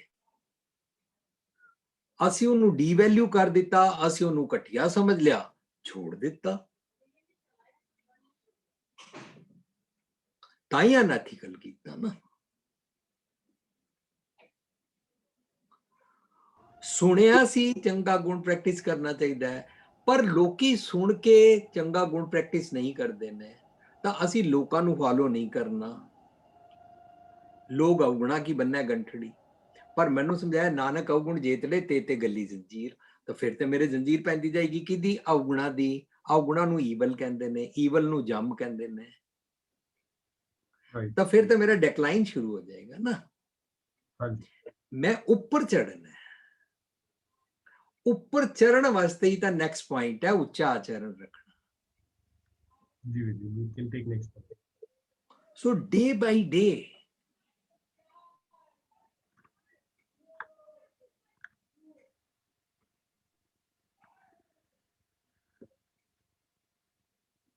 ਉੱਚਾ ਆਚਰਣ ਰੱਖਣਾ, ਇਹ ਸਿਮਰਨ ਹੈ, ਇਹ ਸਿਮਰਨ ਦੀਆਂ ਬਰਕਤਾਂ ਹੈ, ਇਹ ਬਲੇਸਿੰਗ ਹੈ, being of a high moral character।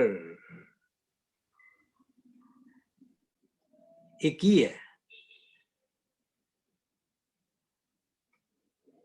ਤੁਹਾਡਾ ਪਹਿਲਾਂ ਇਹਦੇ ਬਾਰੇ ਕੁਐਸਚਨ ਕੀ ਆਇਆ, ਦੱਸੋ। ਸਵਾਲ ਸੀਗਾ ਕਿ ਸਾਰੇ ਧਰਮ ਉੱਚਾ ਆਚਰਣ ਬਣਾਉਣ ਲਈ ਕਹਿੰਦੇ ਹਨ, ਫਿਰ ਇਹਨਾਂ ਧਰਮਾਂ 'ਚ ਕੀ ਅੰਤਰ ਹੈਗਾ?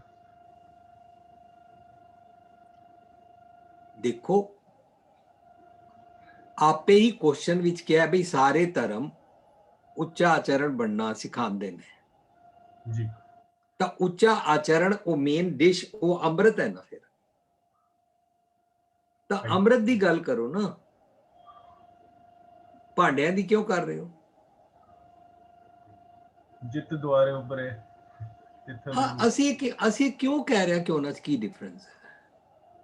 ਸਾਨੂੰ ਕੀ ਲੋੜ ਪਈ ਹੈ? ਅਸੀਂ ਮੇਨ ਗੱਲ ਤੱਤ ਦੀ ਪਕੜੀ ਹੈ। ਸੰਤੋ ਮਾਖਣ ਖਾਇਆ ਛਾਛ ਪੀਏ ਸੰਸਾਰ। ਮੱਖਣ ਇਹ ਵੇ ਕਿ ਸਾਰੇ ਜੇ ਕਹਿੰਦੇ ਨੇ 100 ਸਿਆਣੇ ਇੱਕੋ ਮੱਤ, ਤਾਂ ਫਿਰ ਉੱਚਾ ਆਚਰਣ ਰੱਖਣਾ ਚਾਹੀਦਾ। ਗੱਲ ਉੱਚੇ ਆਚਰਣ ਦੀ ਚੱਲ ਰਹੀ ਹੈ ਔਰ ਆਪ ਹੀ ਅਸੀਂ ਕੁਐਸਚਨ ਵਿੱਚ ਕਹਿ ਰਹੇ ਹਾਂ ਕਿ ਸਾਰੇ ਕਹਿੰਦੇ ਨੇ, ਤਾਂ ਫਿਰ ਉਹਨਾਂ ਦਾ ਡਿਫਰੈਂਸ ਕਿਉਂ ਲੱਭ ਰਹੇ ਹਾਂ? ਹਾਂ ਬਿਲਕੁਲ ਠੀਕ ਹੈ। ਅਸੀਂ ਗੱਲ ਪਿੱਜ਼ੇ ਦੀ ਕਰਦੇ ਕਰਦੇ ਪਰੌਂਠੇ ਤੇ ਪਹੁੰਚ ਗਏ। ਭੁੱਖ ਮਿਟਾਣ ਮੇਨ ਕਰਕ ਸੀਗਾ, ਭੁੱਖ ਮਿਟਾਣੀ ਹੈਗੀ ਹੈ। ਅਸੀਂ ਪਿੱਜ਼ੇ ਉਹਦੇ ਚ ਡਿਸ਼ ਖਾਣੀ ਹੈ। ਰਾਈਟ। अच्छा, उच्चा आचरण रखना दा मतलब हो गया सुचज्जा बिहेवियर।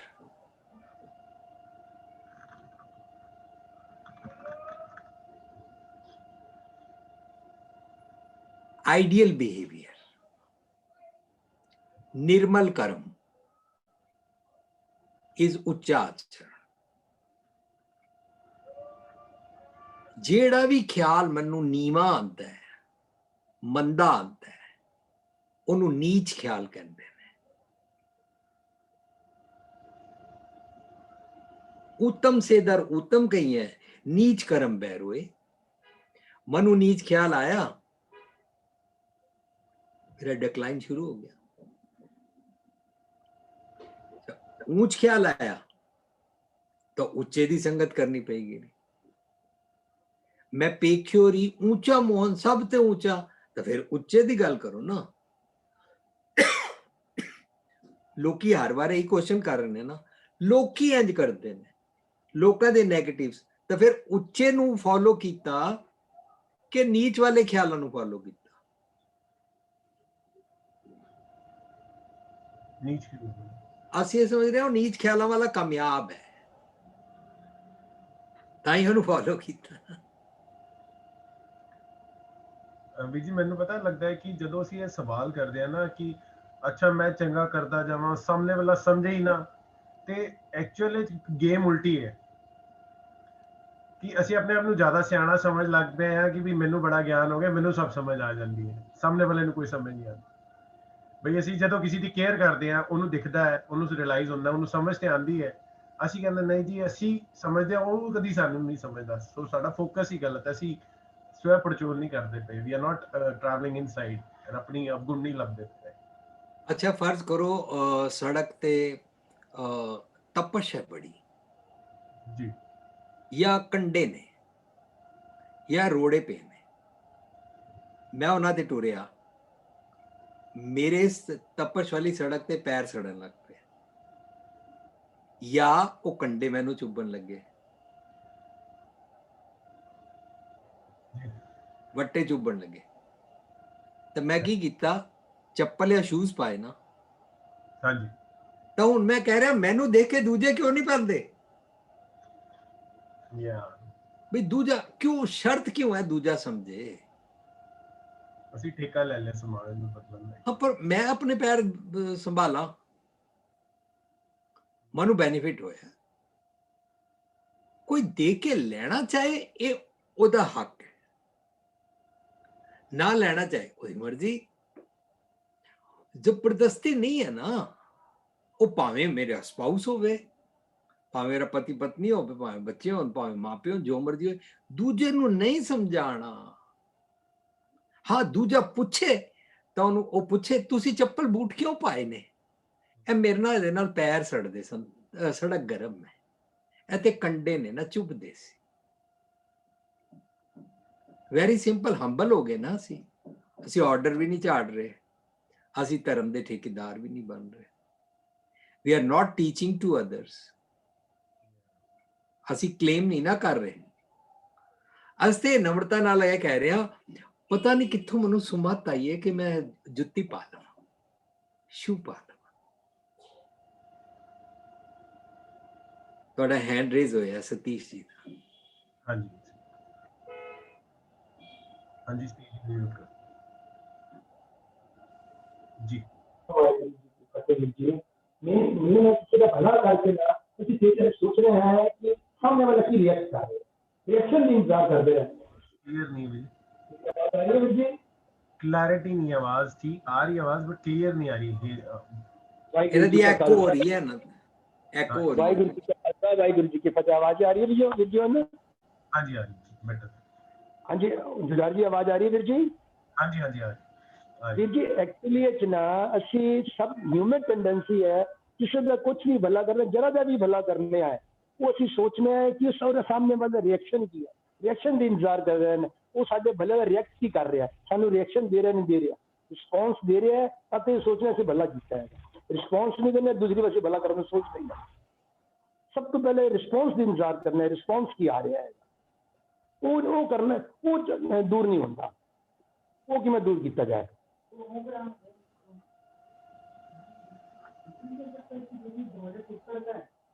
आवाज मेरी आ रही है जी? नहीं क्लियर जी।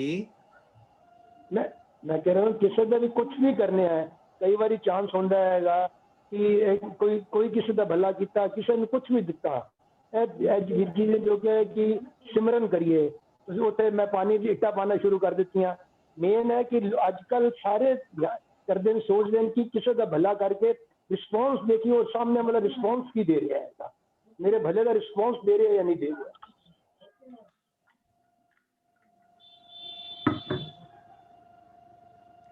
सवाल समझ आया वीर जी तुहानू? वीर जी हाँ जी हाँ जी। नहीं, भले का रिस्पॉन्स का मतलब की है कि मनु थैंक यू करे, ਉਹ ਮਨ ਕਵੇ ਓਹ ਯੂ ਆਰ ਸੋ ਨਾਈਸ, ਸ਼ੁਕਰ ਹੈ ਤੁਸੀਂ ਮੈਨੂੰ ਦੱਸਿਆ, ਜਾਂ ਮਨੂੰ ਕਿਸ ਤਰ੍ਹਾਂ, ਮਤਲਬ ਕਿਸੇ ਵੀ ਫਲ ਦੀ ਇੱਛਾ ਹੋ ਰਹੀ ਹੈ ਨਾ, ਕਿਸੇ ਦੇ ਬੁਰਾ ਅੱਛਾ ਕੀਤਾ, ਭਲਾ ਕੀਤਾ, ਕਿ ਰਿਸਪੌਂਸ ਕੀ ਹੈ, ਉਹ ਸਾਨੂੰ ਮਾਨੇ ਕਿਸੇ ਐਕਸ਼ਨ ਨਾਲ ਰਿਸਪੌਂਸ ਦੇ ਰਿਹਾ ਹੈ, ਸ਼ੁਕਰ ਠੀਕ ਹੈ ਜੀ ਕਰ ਦਿੱਤਾ, ਠੀਕ ਹੈ ਜਾ ਭਾਈ, ਰਿਸਪੌਂਸ ਦੀ ਇੰਤਜ਼ਾਰ ਕਰਦੇ ਰਹਿੰਦੇ ਆ ਕਿ ਰਿਸਪੌਂਸ ਦੇ ਰਿਹਾ ਨਹੀਂ ਦੇ ਰਿਹਾ। ਹਾਂ, ਰਿਸਪੌਂਸ ਦੇਖੋ ਨਾ, ਜੇ ਅਸੀਂ ਉਹਦੇ ਰਿਸਪੌਂਸ ਦੀ ਉਡੀਕ ਕਰ ਰਹੇ ਹਾਂ ਤਾਂ ਫਿਰ ਕੰਡੀਸ਼ਨਲ ਹੈ ਨਾ। ਹਾਂ, ਮੈਂ ਭਲਾ ਕਰ ਰਿਹਾ, ਮੈਂ ਭਲਾ ਕਰ ਰਿਹਾ, ਮੇਰੇ ਕੰਨ ਵੇਟ ਕਰ ਰਹੇ ਨੇ ਮੇਰੀ ਉਸਤਤ ਕਰੋ, ਮੇਰੀਆਂ ਅੱਖਾਂ ਵੇਟ ਕਰ ਰਹੀਆਂ ਮੇਰੇ ਵਾਸਤੇ ਖੜੇ ਹੋ ਜਾਓ, ਮੇਰੀ ਉਪਮਾ ਕਰੋ, ਮੇਰੀ ਉਪਮਾ ਕਰੋ, ਮੇਰੀ ਉਸਤਤ ਕਰੋ, यही सब कुछ है ना। हाँ जी हाँ जी। क्यों असी इसकी रिवार्ड दी सानू क्यों इच्छा, काऊ फल की इच्छा नहीं बाछे, क्यों नहीं असी सीखते, काऊ फल की इच्छा नहीं बाछे, सिमरन है, ये सिमरन दी बरकत है। चीज जनरल टेंडेंसी वीर जी यही हैगी, हो गई हैगी कि रिस्पॉन्स की इच्छा करनी, कि रिस्पॉन्स दे रहे नहीं दे रहा, सड़क जा रहे हो कितने केले के छिलके पे, केले के छिलके पैर ना लोगे कि मैंने लोग देख रहे हैं, अजकल लोग मैंने देख लैन कि भाई हाँ जी मैं केले के छिलके पैर नाल पीछे कर रहा या हटा रहा, या किसी का कष्ट बोतल टूट गई है बोतल हटा रहा, लोग मैंने देख लैन, यही चीज़ा अंदरों नहीं आती उठदियाँ, ਜੇ ਚੀਜ਼ ਅੰਦਰ ਉੱਠ ਜਾਏ, ਜਿਵੇਂ ਆਪਨੇ ਨੇ ਕਿਹਾ ਕਿ ਉੱਥੇ ਇੱਟਾਂ ਲਾ ਦੇਈ, ਅੰਦਰੋਂ ਉੱਠਣੀ ਚਾਹੀਦੀ ਹੈ ਚੀਜ਼ਾਂ ਕਿ ਹਾਂ ਜੀ ਮੈਂ ਕਰ ਰਿਹਾ, ਮੈਨੂੰ ਕਿਸੇ ਦਾ ਜੇ ਦਿਖਾਵੇ ਵਾਸਤੇ ਖਿਆਲ ਆਇਆ ਨਾ ਤਾਂ ਫਿਰ ਤਾਂ ਉਹ ਤਾਂ ਪਹਿਲਾਂ ਹੀ ਉਹ ਮਲਾਈਨ ਹੋ ਗਿਆ ਨਾ। वो सत्या मन संतों को मुझे देने के विचार दे दे मंगे ऐसा गुड़ा शोभ करे संसार फिर ते वावा दी हो गई। दिल ਨੂੰ ਬੜੀ ਖੁਸ਼ੀ ਹੁੰਦੀ ਹੈਗੀ ਕਿ ਬਈ ਕਰਕੇ ਕੋਈ ਦੇਖੇ ਨਾ ਵੀ ਤਦ ਵੀ ਅੰਦਰੋਂ ਬੜੀ ਖੁਸ਼ੀ ਹੁੰਦੀ ਹੈ ਕਿ ਕਿਸੇ ਦਾ ਹੋ ਗਿਆ, ਕੋਈ ਗੱਲ ਨਹੀਂ ਜੀ, ਕੋਈ ਦਿਖਿਆ ਜਾਂ ਨਹੀਂ ਦੇਖਿਆ, ਅੰਦਰੋਂ ਖੁਸ਼ੀ ਹੋ ਗਈ, ਅੰਦਰੋਂ ਚਿਹਰਾ ਖਿਲ ਗਿਆ, ਅੰਦਰੋਂ ਖੇੜਾ ਆ ਗਿਆ, रूह खिड़ गई जी, रूह खिड़ गई। बहुत ਵਧੀਆ ਵੀਰ ਜੀ, बस ਖੇੜਾ ਆ ਗਿਆ ਨਾ ਤਾਂ ਇਹਨੂੰ ਸੰਤੋਖ ਕਹਿੰਦੇ ਨੇ। ਅੰਦਰੋਂ ਰੂਹ ਖਿੜ ਜਾਣਾ ਸੰਤੋਖ ਹੁੰਦਾ ਹੈ।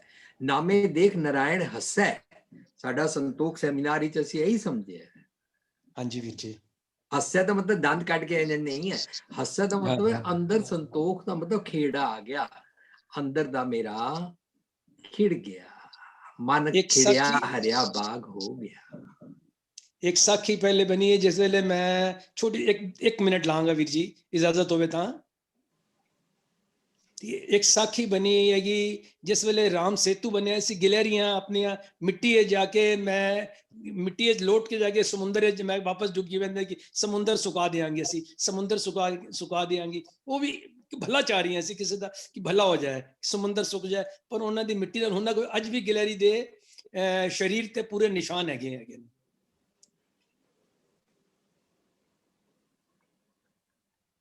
जी वीर जी ਜਿਹੜੀ ਗੱਲ ਤੁਸੀਂ ਕਹਿ ਰਹੇ ਹੋ ਨਾ, ਪੇਟ ਦਿਖਾਵਤ ਤੇ ਬਿਲਕੁਲ ਲੋਕਾਂ ਨੂੰ ਬਸਕੀਨ ਐਸੇ ਦਿਖਾਵੇ ਵਾਸਤੇ ਕੋਈ ਚੈਰਿਟੀ ਹੈ, ਸੇਵਾ ਨਹੀਂ ਕਰਨੀ, ਨਿਸਵਾਰਥ ਹੋ ਕੇ ਕਰਨੀ। Thank you so much. ਤੇ ਮਾਸੀ ਜੀ ਨੇ ਹੱਥ ਚੁੱਕਿਆ ਸੀ, ਹਰਜੀਤ ਮਾਸੀ ਜੀ please you can unmute yourself.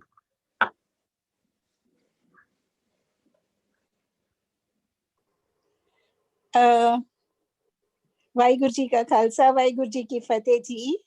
ਜੀ ਵਾਹਿਗੁਰੂ बड़ा अच्छा इन्होंने क्वेश्चन रेज किया है वीर जी। मैं ਇਹਦਾ जवाब थोड़ा ਜਿਹਾ देना चाहती ਸੀਗੀ कि ਜਿਹੜਾ इतना ज्यादा रब्बी रूप नाल आके बेटरमेंट वास्ते कोई काम करता है ना, वो भी रब्बी रूप ही बन जाता है, ਉਹਦੇ ਚ मर्ज ही हो जाता है, ਉਹ ਸਾਨੂੰ दोबारा दिखाई भी नहीं देता मैनी टाइम्स। जिस तरह किसी ने किसी दे वास्ते ਮੈਨੂੰ ਤੇ ਆਪਣੀ ਇੱਕ ਦੋ ਐਗਜ਼ਾਮਪਲਸ ਯਾਦ ਨੇ। ਜਿਸ ਤਰ੍ਹਾਂ ਮੇਰੇ ਹਸਬੰਡ ਦੀ ਸਰਜਰੀ ਹੋਣੀ ਸੀਗੀ ਤੇ ਕੁਝ ਬੱਚੇ ਆ ਕੇ ਨਾ ਬਲੱਡ ਡੋਨੇਟ ਕਰਕੇ ਚਲੇ ਗਏ ਸਨ। ਮੈਨੂੰ 6 ਬੋਟਲਸ ਆਫ ਬਲੱਡ ਚਾਹੀਦੀਆਂ ਸੀਗੀਆਂ, ਔਰ ਉਸ ਤੋਂ ਬਾਅਦ ਉਹ ਮੈਨੂੰ ਨਜ਼ਰ ਵੀ ਨਹੀਂ ਆਏ ਕਦੀ। ਮੈਂ ਸ਼ਾਇਦ ਉਸ ਰੱਬੀ ਰੂਪ ਨੂੰ ਦੁਬਾਰਾ ਦੇਖਣ ਲਈ ਤਰਸ ਗਈ ਹਾਂ ਅੱਜ ਤੱਕ। ਇਹ ਰੱਬੀ ਰੂਪ ਹੀ ਬਣ ਜਾਂਦਾ ਜੀ।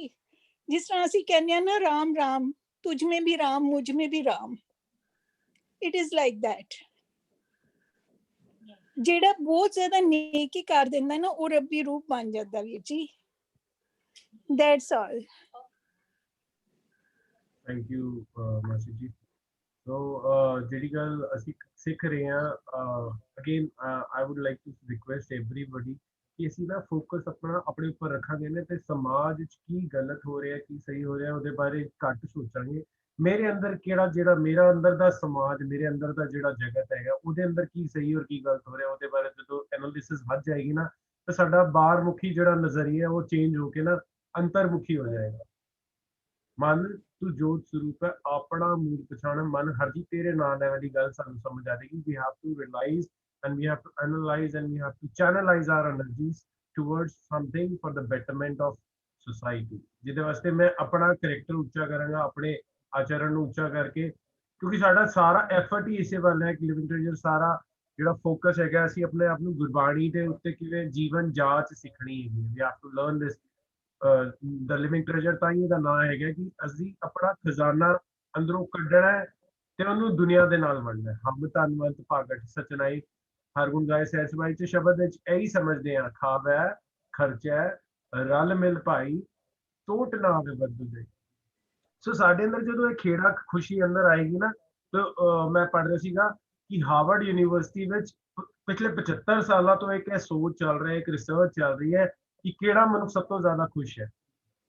ਸੋ ਉਹਨਾਂ ਨੇ 15-16 ਸਾਲ ਦੇ ਬੱਚਿਆਂ ਦੇ ਉੱਤੇ ਰਿਸਰਚ ਕਰਨੀ ਸ਼ੁਰੂ ਕੀਤੀ, ਇਸ ਤੋਂ ਲਾਈਕ 75 ਸਾਲ ਪਹਿਲੇ। ਤੇ ਕਈ ਹਜ਼ਾਰ ਬੱਚੇ ਉੱਤੇ ਰਿਸਰਚ ਕਰ ਰਹੇ ਨੇ। ਅੱਜ ਦੀ ਡੇਟ 'ਚ ਉਹ ਬੱਚੇ ਮੇਬੀ ਦੇ ਆਰ 90 ਔਰ 80 ਔਰ 70। ਸੋ ਉਹਨਾਂ ਨੇ ਜਦੋਂ ਰਿਸਰਚ ਕੀਤੀ, they are very successful in life, ਕਿ ਫਾਈਨੈਂਸ਼ੀਅਲੀ ਬੜੇ ਸਕਸੈਸਫੁਲ ਨੇ, ਕੋਈ ਡਾਕਟਰ ਹੈ, ਕੋਈ ਇੰਜੀਨੀਅਰ ਹੈ। ਬਟ ਜਦੋਂ ਉਹਨਾਂ ਦੇ ਐਕਚੁਅਲ ਵਿੱਚ ਕਰੈਕਟਰ ਨੂੰ ਪਛਾਣਨ ਦੀ ਕੋਸ਼ਿਸ਼ ਕੀਤੀ ਗਈ ਨਾ, ਹਾਰਵਰਡ ਯੂਨੀਵਰਸਿਟੀ ਨੇ ਰਿਸਰਚ ਕੀਤੀ, ਉਹ ਕਹਿੰਦੇ ਨੇ ਸਭ ਤੋਂ ਜ਼ਿਆਦਾ ਖੁਸ਼ ਉਹੀ ਲੋਕ ਨੇ ਜਿਨ੍ਹਾਂ ਦੇ ਰਿਲੇਸ਼ਨਸ਼ਿਪ ਅੱਛੇ ਨੇ ਇੱਕ ਦੂਜੇ ਦੇ ਨਾਲ। ਸਕਸੈਸਫੁਲ ਹੋਣਾ is a different thing, happiness is a different thing, there are two different things. Starting ਵਿੱਚ ਮੈਂ ਬੋਲਿਆ ਸੀ ਨਾ, ਸਾਡੇ ਅੰਦਰ ਦਾ ਜਿਹੜਾ ਮੇਰੇ ਅੰਦਰ ਦਾ ਕਮਿਊਨੀਕੇਸ਼ਨ ਮੇਰੇ ਨਾਲ ਹੈ, ਉਹੀ ਕਮਿਊਨੀਕੇਸ਼ਨ ਮੈਂ ਆਪਣੀ ਫੈਮਿਲੀ ਨਾਲ, ਆਪਣੇ ਰਿਲੇਸ਼ਨਸ਼ਿਪ ਵਿੱਚ ਕਰਦਾ ਹੈਗਾ। ਸੋ ਜਦੋਂ ਸਾਡਾ ਰਿਲੇਸ਼ਨਸ਼ਿਪ ਅੱਛਾ ਹੁੰਦਾ ਹੈਗਾ ਤਾਂ ਅਸੀਂ ਸਕਸੈਸਫੁਲ ਹੈਗੇ ਆ। ਅੱਛਾ ਡਾਕਟਰ ਬਣ ਕੇ ਵੀ ਅਗਰ ਮੇਰਾ ਸੋਚ ਹੈਗੀ ਹੈ, ਜਿਵੇਂ ਹੁਣ ਬੀਜੀ ਦੱਸ ਰਹੇ ਸਨ ਨਾ, ਕਿ ਅਗਰ my focus is to serve the mankind, then I am a good doctor, then I am a successful doctor। क्यों? क्योंकि मेरे अंदर वो डिजायर्स नहीं है कि मैं पैसा बहुत कमाना है। बट जो पैसा कमाना मेरा फोकस है तो मैं इंजीनियर बन के भी गलत चीज़ां बनावांगा, गलत पुल बनावांगा, गलत सड़कां बनावांगा, ते लोकी ओहदा बिल्डिंग्स दे थल्ले आके मर भी जाणगे। सो अपने डिजायर्स दे कंट्रोल करना ते अपना उच्चा आचरण बनाने वास्ते सानू अपने ऊपर काम करके अपने रिलेशनशिप को अच्छा बनाना। So then only we will be successful in our life. तो जदों तक असी अपनी लाइफ विच सक्सेसफुल होना चाहते हैं तो उसकी डेफिनेशन सानू आप समझनी पेगी कि असी अपने जीवन नू किस डायरेक्शन वाल लैके जा रहे। तो जदों साडा फोकस ही नहीं हैगा, सानू यही नहीं पता कि असी करना की है जिंदगी दे विच, तद तक सानू ये रियलाइज ही नहीं होता कि मैं अपने जीवन दे विच की कर रहा। रोज असी सोचते हैं, रोज असी परेशान होंगे हैं कि असी अपने जीवन को कोई मनोरथ नहीं दे पा रहे। क्यों? क्योंकि सानू यही नहीं पता साडा सक्सेस दा की डेफिनेशन है। मेरे हिसाब नाल success is getting money, getting a big car, getting a big car. That is not at all the parameter for success। Thank you master ji. हाँ जी वीर जी, एक सवाल साडे कोल आया फेसबुक ते, ਉਹਦੇ ਵਿੱਚ ਲਖਵੀਰ ਕੌਰ ਜੀ ਨੇ ਪੁੱਛਿਆ, ਜੇ ਰਤ ਲੱਗੇ ਕੱਪੜੇ ਜਾਮਾ ਹੋਏ ਪਲੀਜ਼ ਦੇ ਬਾਰੇ ਪਲੀਜ਼ ਉਹ ਤੁਹਾਨੂੰ ਸਮਝਾਉਣ ਬਾਰੇ ਕਹਿ ਰਹੇ ਕਿ ਸ਼ਬਦ ਬਾਰੇ ਦੱਸੋ। ਜੇ ਰਤ ਪੀਵੇ ਮਾਨਸਾ ਕਿਉਂ ਕੋ ਨਿਰਮਲ ਸੀ। ਅੱਛਾ, ਅੱਜ ਸਾਡੇ ਨਾਲ ਸ਼ੇਅਰ ਕਰਨ ਵਾਸਤੇ ਵਿੰਦਰੀ ਭੂਆ ਜੀ, ਜਸਮੀਤ ਸਿੰਘ, ਔਰ ਬੰਬੇ ਤੋਂ ਸਤਵਿੰਦਰ ਕੌਰ, ਇੰਦਰਪਾਲ ਕੌਰ ਕੈਨੇਡਾ ਤੋਂ, ਜੋਗੀ ਅਮਰੀਕਾ ਤੋਂ, ਜਾਂ ਸੁਖਵੰਤ, ਇਹ ਸਾਰੇ ਨਹੀਂ ਨੇ ਅੱਜ ਹੈਗੇ ਨੇ। ਵਿੰਦਰੀ ਭੂਆ ਜੀ ਦਾ ਮੈਸੇਜ ਆਇਆ, ਸੁਖਬੀਰ ਸਿੰਘ ਸੁਖਬੀਰ ਨੇ ਨਹੀਂ ਜੁਆਇਨ ਕੀਤਾ। ਵਿੰਦਰੀ ਭੂਆ ਜੀ ਟਰੈਵਲਿੰਗ, ਜਸਮੀਤ ਨੇ ਵੀ ਮਨਾ ਕਰਤਾ ਸੀ ਕਿ ਸਮੀਟ। ਇੰਦਰਪਾਲ ਆਂਟੀ ਹੈਗੇ ਨੇ ਔਰ ਆਪਣਾ ਜੋਗੀ ਵੀਰ ਜੀ ਵਗੈਰਾ ਹੈਗੇ ਨੇ, ਤੇ ਮੈਂ ਉਹਨਾਂ ਨੂੰ ਰਿਕੁਐਸਟ ਕਰਾਂਗਾ। ਬਟ ਅੱਛਾ, ਮੈਂ ਇਸ ਕੁਐਸਚਨ ਦਾ ਆਨਸਰ ਕਰਨ ਦੀ ਕੋਸ਼ਿਸ਼ ਕਰਦਾ। ਜੇ ਰਤ ਲੱਗੇ ਕੱਪੜੇ ਜਾਮਾ ਹੋਏ ਪਲੀਤ, ਜਾਮਾ ਮਤਲਬ ਕੱਪੜੇ ਨੂੰ ਕਹਿੰਦੇ ਨੇ। ਉਹ ਸਾਰਾ ਮਤਲਬ ਖਰਾਬ ਹੋ ਗਿਆ ਜਦੋਂ ਉਹਨੂੰ ਬਲੱਡ ਲੱਗ ਜਾਂਦਾ ਹੈ। ਜੋ ਅਸੀਂ ਪਹਿਰਨ ਪਾਇਆ ਹੋਇਆ ਹੈ, ਉਹਨੂੰ ਬਲੱਡ ਲੱਗ ਗਿਆ, ਉਹ ਅਪਵਿੱਤਰ ਹੋ ਗਿਆ, ਅਨਟੱਚੇਬਲ ਹੋ ਗਿਆ। ਤਾਂ ਹੁਣ ਇਹ ਵਾਲੀ ਐਗਜ਼ਾਮਪਲ ਦੇ ਕੇ ਕਹਿੰਦੇ ਨੇ, ਜੇ ਰਤ ਪੀਵੇ ਮਾਨਸਾ, ਜੇ ਲੋਕਾਂ ਦਾ ਖੂਨ ਚੂਸਦਾ ਹੈ, ਤਿੰਨ ਕਿਉਂ ਨਿਰਮਲ ਚੀਤ। ਇਹਦਾ ਮਤਲਬ ਜਦੋਂ ਅਸੀਂ ਲੋਕਾਂ ਦਾ ਖੂਨ ਚੂਸਦੇ ਹਾਂ ਨਾ, ਤਾਂ ਸਾਡਾ ਜਿਹੜੀ ਮੱਤ ਉੱਤੇ ਅਸੀਂ ਚੋਲਾ ਪਾਇਆ ਹੋਇਆ, ਯੂਨੀਫਾਰਮ ਪਾਈ ਹੋਈ ਹੈ, ਉਹ ਅਪਵਿੱਤਰ ਹੋ ਜਾਂਦਾ, ਉਹ ਅਨਟੱਚੇਬਲ ਹੋ ਜਾਂਦਾ। ਉਸ ਵੇਲੇ ਅਸੀਂ ਨੀਚ ਹੋ ਜਾਂਦੇ ਹਾਂ, ਅਸੀਂ ਨੀਚ ਕਰਮ ਵਾਲੇ ਹੋ ਜਾਂਦੇ ਹਾਂ, ਅਸੀਂ ਮੀਨ ਹੋ ਜਾਂਦੇ ਹਾਂ, ਅਸੀਂ ਗਰੀਡੀ ਲੋਭੀ ਹੋ ਜਾਂਦੇ ਹਾਂ। ਨਾਨਕ ਨਾਉ ਖੁਦਾਏ ਕਾ ਦਿਲ ਅੱਛੇ ਮੁਖਲੇ, ਇਸ ਕਰਕੇ ਤੈਨੂੰ ਆਪਣਾ ਇਹ ਸਾਫ਼ ਕਰਨਾ ਪਏਗਾ। ਅਵਰ ਦਿਵਾਜੇ ਦੁਨੀ ਕੇ ਝੂਠੇ ਅਮਲ ਕਰੇ। ਇਹ ਝੂਠਾ ਅਮਲ ਹੈ ਕਿ ਵੀ ਮੈਂ ਆਪਣੇ ਥਾਟ ਪ੍ਰੋਸੈਸ ਵਿੱਚ ਇਸ ਤਰ੍ਹਾਂ, ਜਦੋਂ ਮੈਂ ਇੱਕ ਵਾਰੀ ਐਗਜ਼ਾਮਪਲ ਦਿੱਤੀ ਸੀ ਨਾ, ਕਿ ਜਦੋਂ ਮੈਂ ਗੁੱਸੇ ਦੇ ਨਾਲ ਕਿਸੇ ਵੱਲ, ਕ੍ਰੋਧ ਵੱਲ ਵੇਖਿਆ, ਉਹ ਬੱਚਾ ਡਰ ਗਿਆ, ਤਾਂ ਉਹਦਾ ਖੂਨ ਸੁੱਕ ਗਿਆ ਨਾ, ਤੇ ਮੈਂ ਮਾਨੋ ਪੀ ਗਿਆ। ਕਿਸੇ ਨੂੰ ਮੈਂ ਪੈਸੇ ਦਿਆਂ ਔਰ ਉਹ ਮਦਰ ਇੰਡੀਆ ਵਾਲੀ ਫਿਲਮ ਵਾਲਾ ਕਨਈਆ ਲਾਲ ਬਣ ਕੇ ਉਹਦਾ ਖੂਨ ਚੂਸਾਂ, ਉਹਦੇ ਕੋਲ ਵਿਆਜ ਵੀ ਲਵਾਂ, ਫਿਰ ਵੀ ਉਹਦਾ ਪ੍ਰਿੰਸੀਪਲ ਵੀ ਨਾ ਉਤਰੇ, ਔਰ ਵਿਆਜ ਉਹਦਾ ਖੂਨ ਚੂਸ ਕੇ ਲਵਾਂ, ਤਾਂ ਖੂਨ ਮਤਮ ਥॉट ਪ੍ਰੋਸੈਸ ਦਾ ਕਪੜਾ ਲੋਭੀ ਅਪਵਿੱਤਰ ਹੋ ਗਿਆ ਨਾ। ਹਾਂਜੀ ਥੈਂਕ ਯੂ ਜੀ। ਇੱਕ ਤੋਂ ਸਵਾਲ ਨੇ ਉਹ ਸਿਮਿਲਰ ਹੈਗੇ ਨੇ, ਉਹ ਵੀ ਤੁਸੀਂ ਲੈ ਸਕਦੇ ਹੋ ਨਾਲ ਨਾਲ ਹੀ। ਉਹਦੇ ਵਿੱਚ ਕਹਿ ਰਹੇ ਨੇ, is there any reference related to high moral character in Gurbani. ਉਹਦੇ ਨਾਲ ਹੀ ਇੱਕ ਸਵਾਲ ਆਇਆ, क्या दूसरों की मदद करना अच्छे आचरण की निशानी है? सो हाई मॉरल कैरेक्टर ਬਾਰੇ ਪੁੱਛਣੇ ਕਿ ਕੀ ਰੈਫਰੈਂਸ ਹੈਗੀ ਗੁਰਬਾਣੀ ਦੇ ਵਿੱਚ। ਹਾਂਜੀ, ਬਾਣੀ 'ਚ ਜਦੋਂ ਆਉਂਦਾ ਨਾ ਵਿਦਿਆ ਵਿਚਾਰੀ ਤਾਂ ਪਰਉਪਕਾਰੀ, ਜੀ ਤਾਂ ਇਹ ਸਾਨੂੰ ਇਹ ਸਿਖਾਉਂਦੀ ਹੀ ਉਹ ਹੈ ਕਿ ਤੂੰ ਜੇ ਕੋਈ ਵਿਦਿਆ ਸਿੱਖਿਆ ਹੈ, ਭਾਵੇਂ ਦੁਨਿਆਵੀ ਪੜ੍ਹਾਈ ਤੇ ਭਾਵੇਂ ਧਾਰਮਿਕ ਪੜ੍ਹਾਈ, ultimately essence of the vidya makes you a personality, makes you a character who always thinks for others, who always helps others, ਦੂਜਿਆਂ ਦਾ ਭਲਾ ਕਰਨ ਦੀ ਸੋਚ। ਜੇ ਮੈਂ ਦੂਜਿਆਂ ਦਾ ਭਲਾ ਨਹੀਂ ਕਰਦਾ ਪਰ ਮੈਨੂੰ ਗਿਆਨ ਬੜਾ ਹੈ, ਮੈਨੂੰ ਗੁਰਬਾਣੀ ਦੀਆਂ ਪੰਕਤੀਆਂ ਵੀ ਆਉਂਦੀਆਂ ਔਰ ਮੈਂ ਦੂਜਿਆਂ ਦਾ ਭਲਾ ਨਹੀਂ ਸੋਚਦਾ, ਮੈਂ ਆਪਣੇ ਸੁੱਖਾਂ ਆਰਾਮਾਂ 'ਚ ਹੀ ਰਹਿੰਦਾ ਵਾਂ, ਹੈ ਨਾ, ਮੈਨੂੰ ਸਮਾਜ ਦੇ ਭਲੇ ਦੇ ਕੰਮ ਸੁਝਦੇ ਹੀ ਨਹੀਂ ਨੇ, ਤਾਂ ਫਿਰ ਉਹ ਗੱਲਾਂ ਰਹਿ ਗਈਆਂ ਨਾ।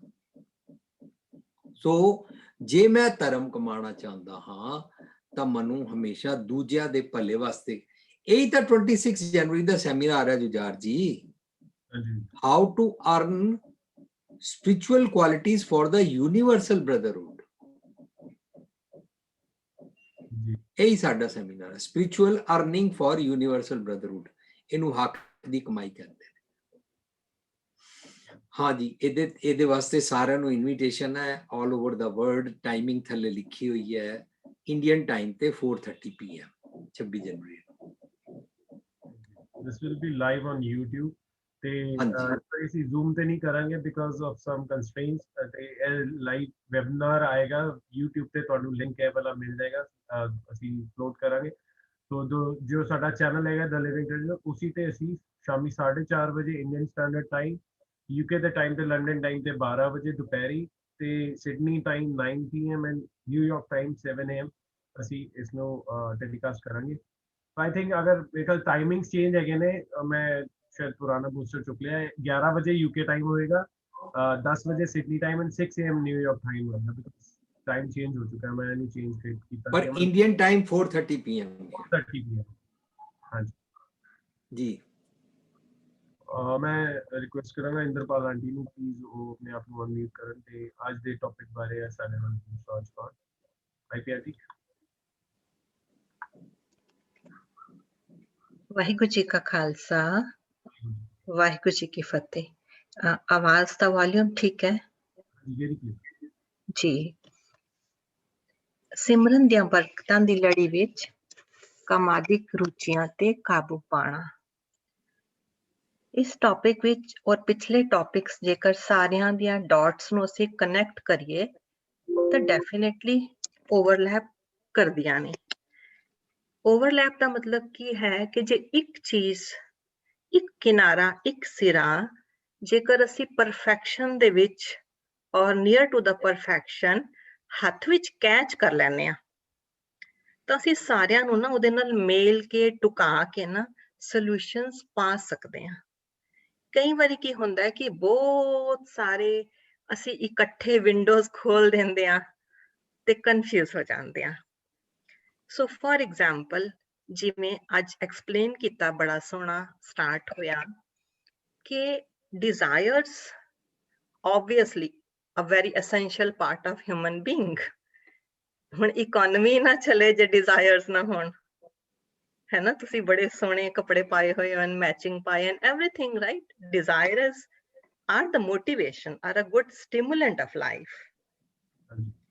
ਸੋ ਇਹ ਪੱਖ ਹੁਣ ਕੋਈ ਬੰਦਾ ਕਨਫਿਊਜ਼ ਨਾ ਕਰੇ ਕਿ ਵੀ ਉਹ ਜਿਹੜਾ ਲਫ਼ਜ਼ ਕਹਿ ਰਹੇ ਹਨ, ਕਿਉਂਕਿ ਜਦੋਂ ਬੋਲਣ ਵਾਲਾ ਇਤਨੇ ਟੌਪਿਕ ਸੇ ਬੋਲਦਾ ਹੈ ਤਾਂ ਕਈ ਵਾਰੀ ਉਹ ਇਹ ਵੀ ਆਲਰੇਡੀ ਟੇਕ ਇਟ ਫॉर ਗ੍ਰਾਂਟਿਡ ਕਿ ਮੈਂ ਇੰਨਾ ਬੋਲਿਆ, ਇਹ ਪੁਆਇੰਟ ਤਾਂ ਸਮਝ ਆ ਗਿਆ ਹੋਏਗਾ, ਤਾਂ ਕਈ ਵਾਰੀ ਉਸਨੂੰ ਉਸ ਲੈਵਲ ਤੇ ਖੋਲਿਆ ਵੀ ਨਹੀਂ ਜਾਂਦਾ ਐਵਰੀ ਟਾਈਮ। ਮੇਕ ਸੈਂਸ ਨਾ? ਕਿਉਂਕਿ ਕੰਟੀਨਿਊਸ ਇੱਕ ਕਲਾਸ ਦੇ ਵਿੱਚ ਜਦੋਂ ਅਸੀਂ ਬੈਠਦੇ ਹਾਂ ਤਾਂ ਪੜ੍ਹਾਉਣ ਵਾਲਾ ਆਲਰੇਡੀ ਐਜ਼ਿਊਮ ਕਰਕੇ ਚੱਲਦਾ ਹੈ ਕਿ ਇਹ ਚੀਜ਼ ਤਾਂ ਇਹਨਾਂ ਨੂੰ ਕਲੀਅਰ ਹੋ ਚੁੱਕੀ ਹੈ। ਸੋ ਜਦੋਂ ਅੱਜ ਕਾਮਾਦਿਕ ਰੁਚੀਆਂ ਤੇ ਕਾਬੂ ਪਾਉਣ ਦੀ, ਡਿਜ਼ਾਇਰਸ ਤੇ ਕਾਬੂ ਪਾਉਣ ਦੀ ਗੱਲ ਚੱਲ ਰਹੀ ਹੈ, ਤਾਂ ਆਬਵੀਅਸਲੀ ਸੁਣਨ ਵਾਲੇ ਅਸੀਂ ਜਿਹੜੇ ਕਲਾਸ ਦੇ ਵਿੱਚ ਸਟੂਡੈਂਟ ਆ, ਉਹ ਇਮੀਡੀਏਟਲੀ ਰਿਫਲੈਕਟ ਕਰਦੇ ਆ, ਦੇਖਦੇ ਆ ਕਿ ਇੱਕ ਪਾਸੇ ਤੇ ਮੈਂ ਇੱਥੇ ਕਲਾਸ ਵਿੱਚ ਬੈਠਾ ਆਪਣਾ ਟਾਈਮ ਲਗਾ ਕੇ ਸਿੱਖ ਰਿਹਾ ਵਾਂ, ਦੂਜੇ ਪਾਸੇ ਮੈਂ ਧਾਰਮਿਕ ਸਥਾਨਾਂ ਤੇ ਘਰਾਂ ਵਿੱਚ ਮੈਂ ਗੁਰੂ ਗ੍ਰੰਥ ਸਾਹਿਬ ਜੀ ਨੂੰ ਪਹਿਲੀ ਥਾਂ ਦਿੰਦਾ ਵਾਂ ਸੁੱਖ ਦੁੱਖ ਦੇ ਵਿੱਚ। ਹੁਣ ਉੱਥੋਂ ਹੀ ਇਹ ਲਫ਼ਜ਼ ਆ ਰਿਹਾ ਸਾਨੂੰ, ਨਾਲ ਹੀ ਲਫ਼ਜ਼ ਆਉਂਦਾ ਹੈ ਮਨਸਾ ਸੱਚ ਸਮਾਣੀ। ਤਾਂ ਇਮੀਡੀਏਟਲੀ ਜਿਵੇਂ ਇਹਨਾਂ ਨੇ ਕਿਹਾ ਕਿ desire such which, that means still desire is there, desire for the such, desire खत्म नहीं हुई। ਤਾਂ ही explained very well अजवीर जी ने कि भी desire गलत नहीं है, लेकिन desire ਨੂੰ रिफ्लेक्ट करना कि ਇਹ ਮੈਨੂੰ ਬਾਰ-ਬਾਰ ਨੀਚੇ ਵੱਲ ਖਿੱਚਦੀ ਹੈ, ਮੈਨੂੰ ਐਂਗਰ ਨੂੰ ਜਾਣ ਨਹੀਂ ਦੇ ਰਹੀ, ਮੇਰੀ desire ਮੇਰੀ ਲਸਟ ਨੂੰ ਜਾਣ ਨਹੀਂ ਦੇ ਰਹੀ, ਇਹ ਰਿਕੋਗਨੀਸ਼ਨ ਹੈ। ਸੋ ਜਿਉਂ-ਜਿਉਂ ਅਸੀਂ ਆਪਣੀ ਰਿਫਲੈਕਸ਼ਨ, ਨੌਲੇਜ, ਗਿਆਨ ਦੇ ਨਾਲ ਇਹ ਬਾਰੀਕੀਆਂ, ਬਾਰ-ਬਾਰ ਕਹਿੰਦੇ ਨੇ ਬਾਰੀਕੀਆਂ ਨੂੰ ਮੇਰੇ ਪ੍ਰੋਫੈਸ਼ਨ ਦੇ ਵਿੱਚ ਅਸੀਂ ਕਿਵੇਂ ਕਹਿੰਦੇ ਆ, you will be amazed to understand. ਹਜੇ ਕੁਦਰਤ ਦੀਆਂ ਇਹ ਗਹਿਰਾਈਆਂ ਜਿਹੜੀਆਂ ਨੇ ਮਨੁੱਖ ਦੇ ਸਾਹਮਣੇ ਇਸ ਲੈਵਲ ਤੇ ਆਈਆਂ ਨਹੀਂ, ਕਾਈਂਡ ਆਫ ਸਿੰਥੈਟਿਕ ਵਰਡ ਹੋ ਗਿਆ। ਫॉर एग्जांपल ਤੁਸੀਂ ਜੁਝਾਰ ਜੀ ਐਨਕ ਨਹੀਂ ਪਾਉਂਦੇ and ਤੁਸੀਂ clear ਦੇਖ ਰਹੇ ਹੋ, so you are using those principles of seeing clear। ਉਹ ਕੀ ਪ੍ਰਿੰਸੀਪਲ ਹੈ? ਉਹ ਪ੍ਰਿੰਸੀਪਲ ਹੈ center a dot of a pencil, ਤੁਹਾਡੀ ਅੱਖ ਵਿੱਚ ਏਰੀਆ ਹੈ ਜਿਹੜਾ clear ਦੇਖਦਾ ਹੈ, ਤੁਸੀਂ ਉਸ ਨੂੰ ਉਸ ਦਾ proper use ਕਰ ਰਹੇ ਹੋ, means you are using it to get details, you are using it to shift see connect। ਇਹਨੂੰ ਕਹਿੰਦੇ ਨੇ ਮੂਵਮੈਂਟ ਪ੍ਰਿੰਸੀਪਲ। ਹੁਣ ਇਹ ਪ੍ਰਿੰਸੀਪਲ ਨਾਲ ਜੇਕਰ ਇੱਕ ਮਨੁੱਖ ਸਾਰੀ ਉਮਰ, ਚਾਹੇ ਉਹ 100 ਸਾਲ ਦਾ ਹੋਵੇ, ਉਹ ਕਲੀਅਰ ਦੇਖ ਸਕਦਾ ਹੈ, ਇਸੀ ਤਰ੍ਹਾਂ ਗੁਰਬਾਣੀ ਦੇ ਆਪਣੇ ਸਿਧਾਂਤ ਨੇ, ਪ੍ਰਿੰਸੀਪਲ ਨੇ। ਐਵਰੀ ਟਾਈਮ ਸਾਨੂੰ ਟੈਪ ਬੈਕ ਕਰਨਾ ਹੈ ਮਨਸਾ ਸੱਚ ਸਮਾਣੀ। ਔਰ ਇਹ ਸੱਚ ਕੀ ਹੈ? ਸੱਚ ਦਾ ਓਸ਼ਨ ਕੀ ਹੈ? ਐਵਰੀ ਡੇ ਉਹਦੀ ਸੱਚ ਦੀ ਗਹਿਰਾਈ ਕੀ ਹੈ? ਮੈਨੂੰ ਇਹ ਗੱਲ ਪਤਾ ਲੱਗੀ, ਬਿਕਾਜ਼ ਕੁਐਸਚਨਿੰਗ ਕਦੋਂ ਸਟਾਪ ਹੁੰਦੀ ਹੈ? ਜਦੋਂ ਇਸ ਓਸ਼ਨ ਦੀ ਡੈਪਥ ਆਪਣੇ ਆਪ ਹੱਥ ਵਿੱਚ ਆਂਦੀ ਜਾਂਦੀ ਹੈ। ਸੋ ਕਾਮਾਦਿਕ ਰੁਚੀਆਂ ਤੇ ਕਾਬੂ ਪਾਣਾ ਜੋ ਮੈਂ ਸਮਝ ਰਹੀ ਹਾਂ ਲੜੀਵਾਰ ਹੈ, ਇਹ ਵੀ ਬਦੋਬਦੀ ਫੋਰਸਫੁਲ ਨਹੀਂ ਹੈ। ਅੰਡਰਸਟੈਂਡਿੰਗ ਕਿ ਇਹ ਵਾਲੀ ਡਿਜ਼ਾਇਰ ਮੈਨੂੰ ਉੱਤੇ ਲੈ ਕੇ ਜਾ ਰਹੀ ਹੈ, ਮੇਰੀ ਕਰੇਜ ਨੂੰ ਵੀ ਦੇ ਰਹੀ ਹੈ ਪਾਣੀ, ਮੈਂ more flexible, more embracing ਬਣ ਰਹੀ ਹਾਂ। This desire is good, I must relish it। ਇੱਥੇ ABC ਨਹੀਂ ਅਸੀਂ ਕਿਸੇ ਨੂੰ ਪੜ੍ਹਾ ਸਕਦੇ, ਨਾ ਸਾਨੂੰ ਕਿਸੇ ਨੇ ਪੜ੍ਹਾਈ ਹੈ ਇਹ ਡਿਜ਼ਾਇਰ ਗਲਤ ਹੈ ਤੇ ਇਹ ਠੀਕ ਹੈ। ਉਹ ਇਹ ਡਿਜ਼ਾਇਰ ਮੇਰੀ ਐਮਪਾਵਰਮੈਂਟ ਨੂੰ ਖਤਮ ਕਰ ਰਹੀ ਹੈ, ਮੈਨੂੰ ਜ਼ਮੀਨ ਤੇ ਢਾ ਦਿੰਦੀ ਹੈ। ਸੋ ਆਈ ਥਿੰਕ ਦਿਸ ਇਜ਼ ਜਿਹੜੀ ਮੈਂ ਆਪਣੀ ਗੱਲ ਨੂੰ ਸਮ ਅਪ ਕਰਾਂ ਤੇ ਮੈਂ ਇਹ ਅੰਡਰਸਟੈਂਡ ਕਰ ਰਹੀ ਹਾਂ ਸਿਮਰਨ ਦੀ ਬਰਕਤਾਂ ਦੀ ਡਿਟੇਲ ਤੋਂ ਕਿ ਕੋਈ ਵੀ ਇੱਕ, ਜਿੰਨੇ ਵੀ ਪੁਆਇੰਟਸ ਨੇ ਨਾ, ਉਸ ਨੂੰ 100% ਕਲੀਅਰ ਕਰ ਲੈਣਾ ਆਪਣੇ ਅੰਦਰ। ਨਾਓ ਜਿਹੜਾ ਵੀ ਅੱਗੇ ਆ ਰਿਹਾ, ਦੇਖੋ ਅਗੇਨ ਸੋ ਮੈਨੀ ਐਗਜ਼ਾਮਪਲਸ। ਜਦ ਤੱਕ ਮੈਂ ਰੈਸਪੀਰੇਟਰੀ ਸਿਸਟਮ ਸਮਝ ਰਹੀ ਹਾਂ, ਮੈਂ ਲੰਗਸ ਤਾਂ ਮੇਨ ਰਾਈਟ, ਉਹਦੀ ਇਮੇਜ, ਉਹਦੀ ਫੰਕਸ਼ਨਿੰਗ ਸਭ ਕੁਝ ਕਲੀਅਰ ਨਹੀਂ ਕੀਤੀ, ਬਾਕੀ ਸਾਰੇ ਆਰਗਨਸ ਕਿਵੇਂ ਆਕਸੀਜਨ ਅੰਦਰ ਜਾਂਦੀ ਹੈ, ਕਿਵੇਂ ਰਾਈਟ ਡਾਇਆਫ੍ਰਾਮ ਕੰਮ ਕਰਦਾ, ਮੇਰੇ ਵਾਸਤੇ ਡਿਫਿਕਲਟ ਹੋ ਜਾਂਦਾ ਹੈ। So as a student I understand ਇੱਥੇ ਦੋ ਤਰ੍ਹਾਂ ਦੇ ਮਨੁੱਖ ਜਿਹੜੇ ਬੈਠਦੇ ਨੇ ਕਲਾਸ ਵਿੱਚ। ਇੱਕ ਤਾਂ ਉਹ ਜਿਹੜੇ ਆ ਕਨਸੈਪਟ ਨੂੰ ਕਲੀਅਰ ਕਰਕੇ ਨਾ ਆਪਣੀ ਕੁਐਸਚਨਿੰਗ ਨੂੰ ਹਾਇਰ ਲੈਵਲ ਤੇ ਲਿਜਾਣਾ ਚਾਹੁੰਦੇ ਹਨ, ਕਿਉਂਕਿ ਰਿਪੀਟਡਲੀ ਆ ਰਹੇ ਹਨ। ਦੂਸਰੇ ਉਹ ਮਨੁੱਖ ਜਿਹੜੇ ਜਾਣਦੇ ਹਨ ਇਸ ਸੱਚ ਨੂੰ, ਪਰ ਹਾਂ ਦੂਸਰੇ ਦੇ ਨਾਲ ਸਾਂਝ ਕਿਵੇਂ ਪਾਵਾਂ, ਇਹ ਨੁਕਤਾ ਵੀ ਤੇ ਆਉਣਾ ਚਾਹੀਦਾ ਹੈ। It is not that simple. ਇਹ ਵੀ ਇੱਕ ਆਰਟ ਹੈ। ਇਸ ਆਰਟ ਦਾ ਇੱਕ ਸਿਰਾ ਮੈਂ ਸ਼ੇਅਰ ਕਰਦੀ ਹਾਂ, ਫਿਰ ਆਪਣੀ ਗੱਲ ਨੂੰ ਵਾਈਂਡ ਅਪ ਕਰਦੀ ਹਾਂ। ਫॉर एग्जांपल मैं इस वक्त जुझार जी नाल गल कर रही हूँ, दो बंदे हैं जो मैं अपने ते अप्लाई किया हुआ है, फोन ते कर रहे हैं, वीडियो चैट कर रहे हैं, whichever way। ਹੁਣ ਮੈਂ ਦੇਖਦੀ ਹਾਂ ਮੇਰੇ ਅੰਦਰ ਦੋ ਸੈਲਫ ਨੇ, ਮੇਰਾ ਲੋਅਰ ਸੈਲਫ, ਮੇਰਾ ਹਾਇਰ ਸੈਲਫ। ਉਸ ਮਨੁੱਖ ਦੇ ਅੰਦਰ ਵੀ ਦੋ ਨੇ, ਇੱਕ ਲੋਅਰ ਇੱਕ hire.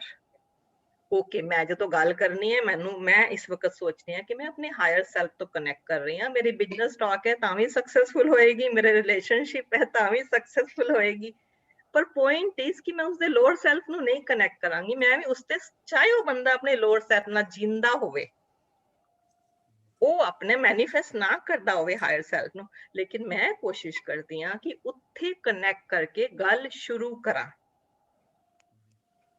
So then the chances becomes more ਕਿ ਤੁਸੀਂ ਪੱਲੇ ਹੀ ਸਮਝ ਲਓ ਬਈ ਯਾਰ ਇਹ ਹਾਇਰ ਸੈਲਫ ਨੂੰ ਮੈਂ ਜਿਹਦੇ ਕਨੈਕਟ ਕਰਾਂਗੀ, ਜਿਹਦਾ ਧਿਆਨ ਨਹੀਂ ਪਿਆ ਤੇ ਪੈ ਜਾਏਗਾ। So a kind of overall ਜਿਹੜੇ ਬੰਦੇ ਆ ਰਹੇ ਨੇ ਕਿ ਕਿਵੇਂ ਅਸੀਂ ਗੱਲ ਨੂੰ ਪੇਸ਼ ਕਰੀਏ, I think ਉਹ ਨਾਜ਼ੁਕਤਾ ਜਿਹੜੀ ਹੈ ਉਹ ਬੜੀ ਇੰਪੋਰਟੈਂਟ ਹੈ। Knowing things, understanding things, presenting things, making them effective, creative, ਇਹ ਸਾਰਾ ਆਪਣੇ ਆਪ ਦੇ ਵਿੱਚ ਇਹੀ ਤਾਂ ਸਫ਼ਰ ਹੈ ਜਿਹੜਾ ਅਸੀਂ ਇੰਜੋਏ ਕਰਦੇ ਹਾਂ। ਐਂਡ ਵੀਰ ਭੁਪਿੰਦਰ ਸਿੰਘ ਜੀ ਨੇ ਬਿਗਨਿੰਗ ਵਿੱਚ ਜਦੋਂ ਮੈਂ ਸਟੇਜ ਤੇ ਬੈਠੀ ਸੀ ਅੱਜ ਤੋਂ ਮੇਰੀ ਵੀ 25 ਸਾਲ ਪਹਿਲੇ, ਤਾਂ ਮੈਨੂੰ ਇਹੀ ਗੱਲ ਕਹੀ ਸੀ ਕਿ ਬਹੁਤ ਸਾਰੀਆਂ ਗੱਲਾਂ ਸੁਣੋਗੇ, ਸਾਰੀਆਂ ਨਾ ਬੋਲ ਆਣਾ, ਜਿਹੜੀਆਂ ਅਪਲਾਈ ਕਰ ਸਕੋ ਬਸ ਉਨੀਆਂ ਕੋ ਬੋਲ ਆਣਾ, ਬਾਕੀ ਜੇਬ ਵਿੱਚ ਰੱਖ ਲੈਣਾ। Thank you. Thank you so much. ਤੁਸੀਂ ਇੱਕ ਬੜੀ ਇੰਪੋਰਟੈਂਟ ਗੱਲ ਵੱਲ ਧਿਆਨ ਦਵਾਇਆ। ਗੁਰੂ ਸਾਹਿਬ ਕਹਿੰਦੇ ਨਾ, ਸੱਚ ਤਾਂ ਪਰ ਜਾਣੀਏ ਜਾਂ ਸੱਚ ਤਰੇ ਪਿਆਰ। Unless and until we diagnose our own disease and we value our body and our thoughts process, ਤਦ ਤੱਕ ਅਸੀਂ ਉਸ ਤੇ ਕੰਮ ਹੀ ਨਹੀਂ ਕਰਦੇ। We are so ignorant। ਅਸੀਂ ਪਹਿਲੇ ਆਪਣੀ ਅੱਖਾਂ ਖਰਾਬ ਕਰਦੇ ਹਾਂ। we think कि यार कोई बात नहीं, अब जब बड़े होंगे, बुजुर्ग होंगे, चश्मा लग जाएगा तो क्या होगा, ऑपरेट करा लेंगे।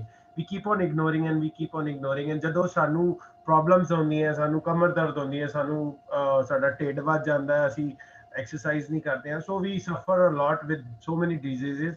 ਬਟ ਜਦੋਂ ਡਾਇਗਨੋਸ ਕਰ ਲਾਂਗੇ ਤਾਂ ਅਸੀਂ ਇਸ ਦੇ ਉੱਤੇ ਕੰਮ ਕਰਾਂਗੇ ਕਿ ਇਹ ਸਰੀਰ ਸਭ ਧਰਮ ਹੈ, ਇਹਦੇ ਉੱਤੇ ਕੰਮ ਕਰਨਾ ਜ਼ਰੂਰੀ ਹੈ, ਇਹਨੂੰ ਅਲਰਟ ਰੱਖਣਾ ਜ਼ਰੂਰੀ ਹੈ ਸਤਿਗੁਰ ਦੀ ਮੱਤ ਦੇ ਨਾਲ। Thank you so much aunty. So ਸਾਡੇ ਨਾਲ ਸੁਪ੍ਰੀਤ ਜੀ ਵੀ ਹੈਗੇ ਨੇ, ਮੈਂ ਉਹਨਾਂ ਨੂੰ ਰਿਕੁਐਸਟ ਕਰਾਂਗਾ ਉਹ ਵੀ ਸਾਡੇ ਨਾਲ ਅੱਜ ਦੇ ਟੌਪਿਕ ਬਾਰੇ।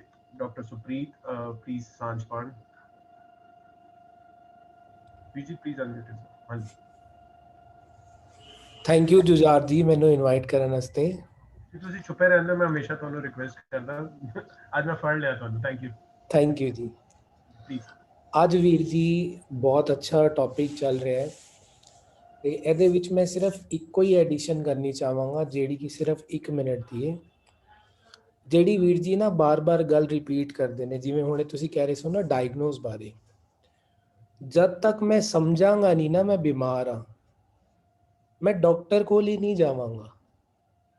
ਡਾਇਗਨੋਸ ਤੇ ਬਹੁਤ ਦੂਰ ਦੀ ਗੱਲ ਹੋ ਗਈ, ਡਾਇਗਨੋਸ ਡਾਕਟਰ ਨੇ ਕਰਨਾ ਹੈ, ਪਰ ਜਦ ਤੱਕ ਮੈਂ ਜਾਵਾਂਗਾ ਹੀ ਨਹੀਂ, ਬਿਮਾਰ ਸਮਝਾਂਗਾ ਹੀ ਨਹੀਂ, ਤਾਂ ਤੱਕ ਮੇਰਾ ਇਲਾਜ ਹੀ ਨਹੀਂ ਹੋਏਗਾ।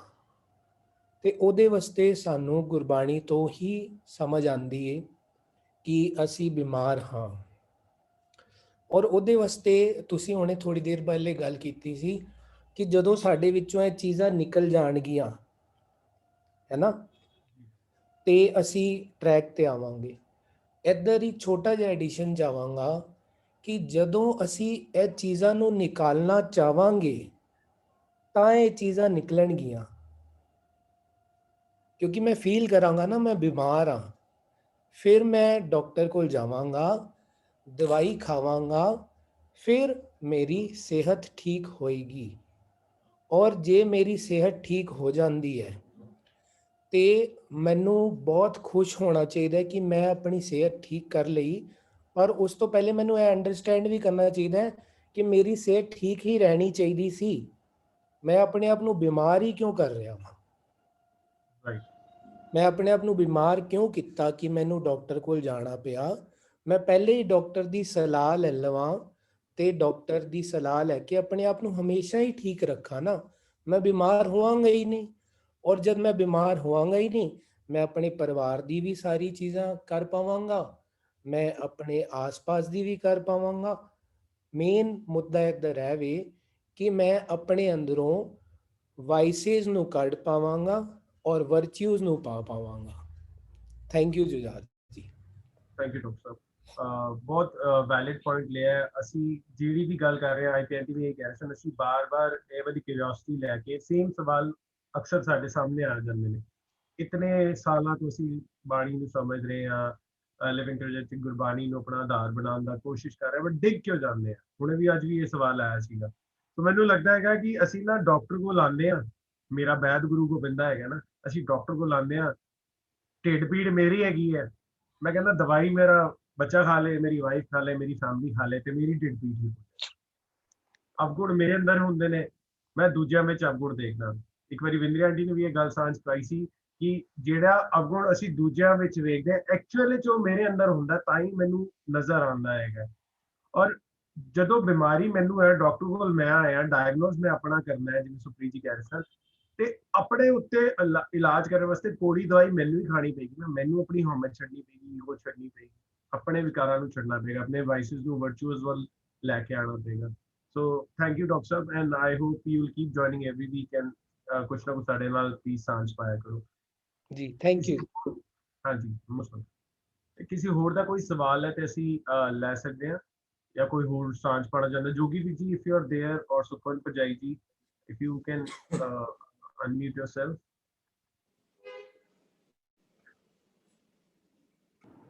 Jogi ji.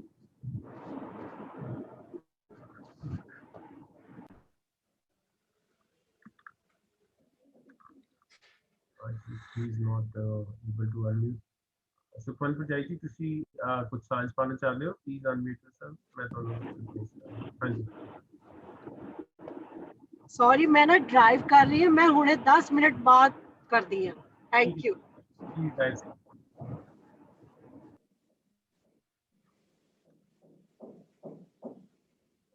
हाँ जी, सारे ना बॉम्बे तो हाँ जी, जोगी भी जी आ गए। Jogi ji please unmute yourself.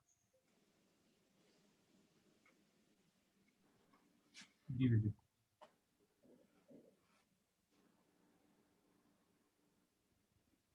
Jogi ji.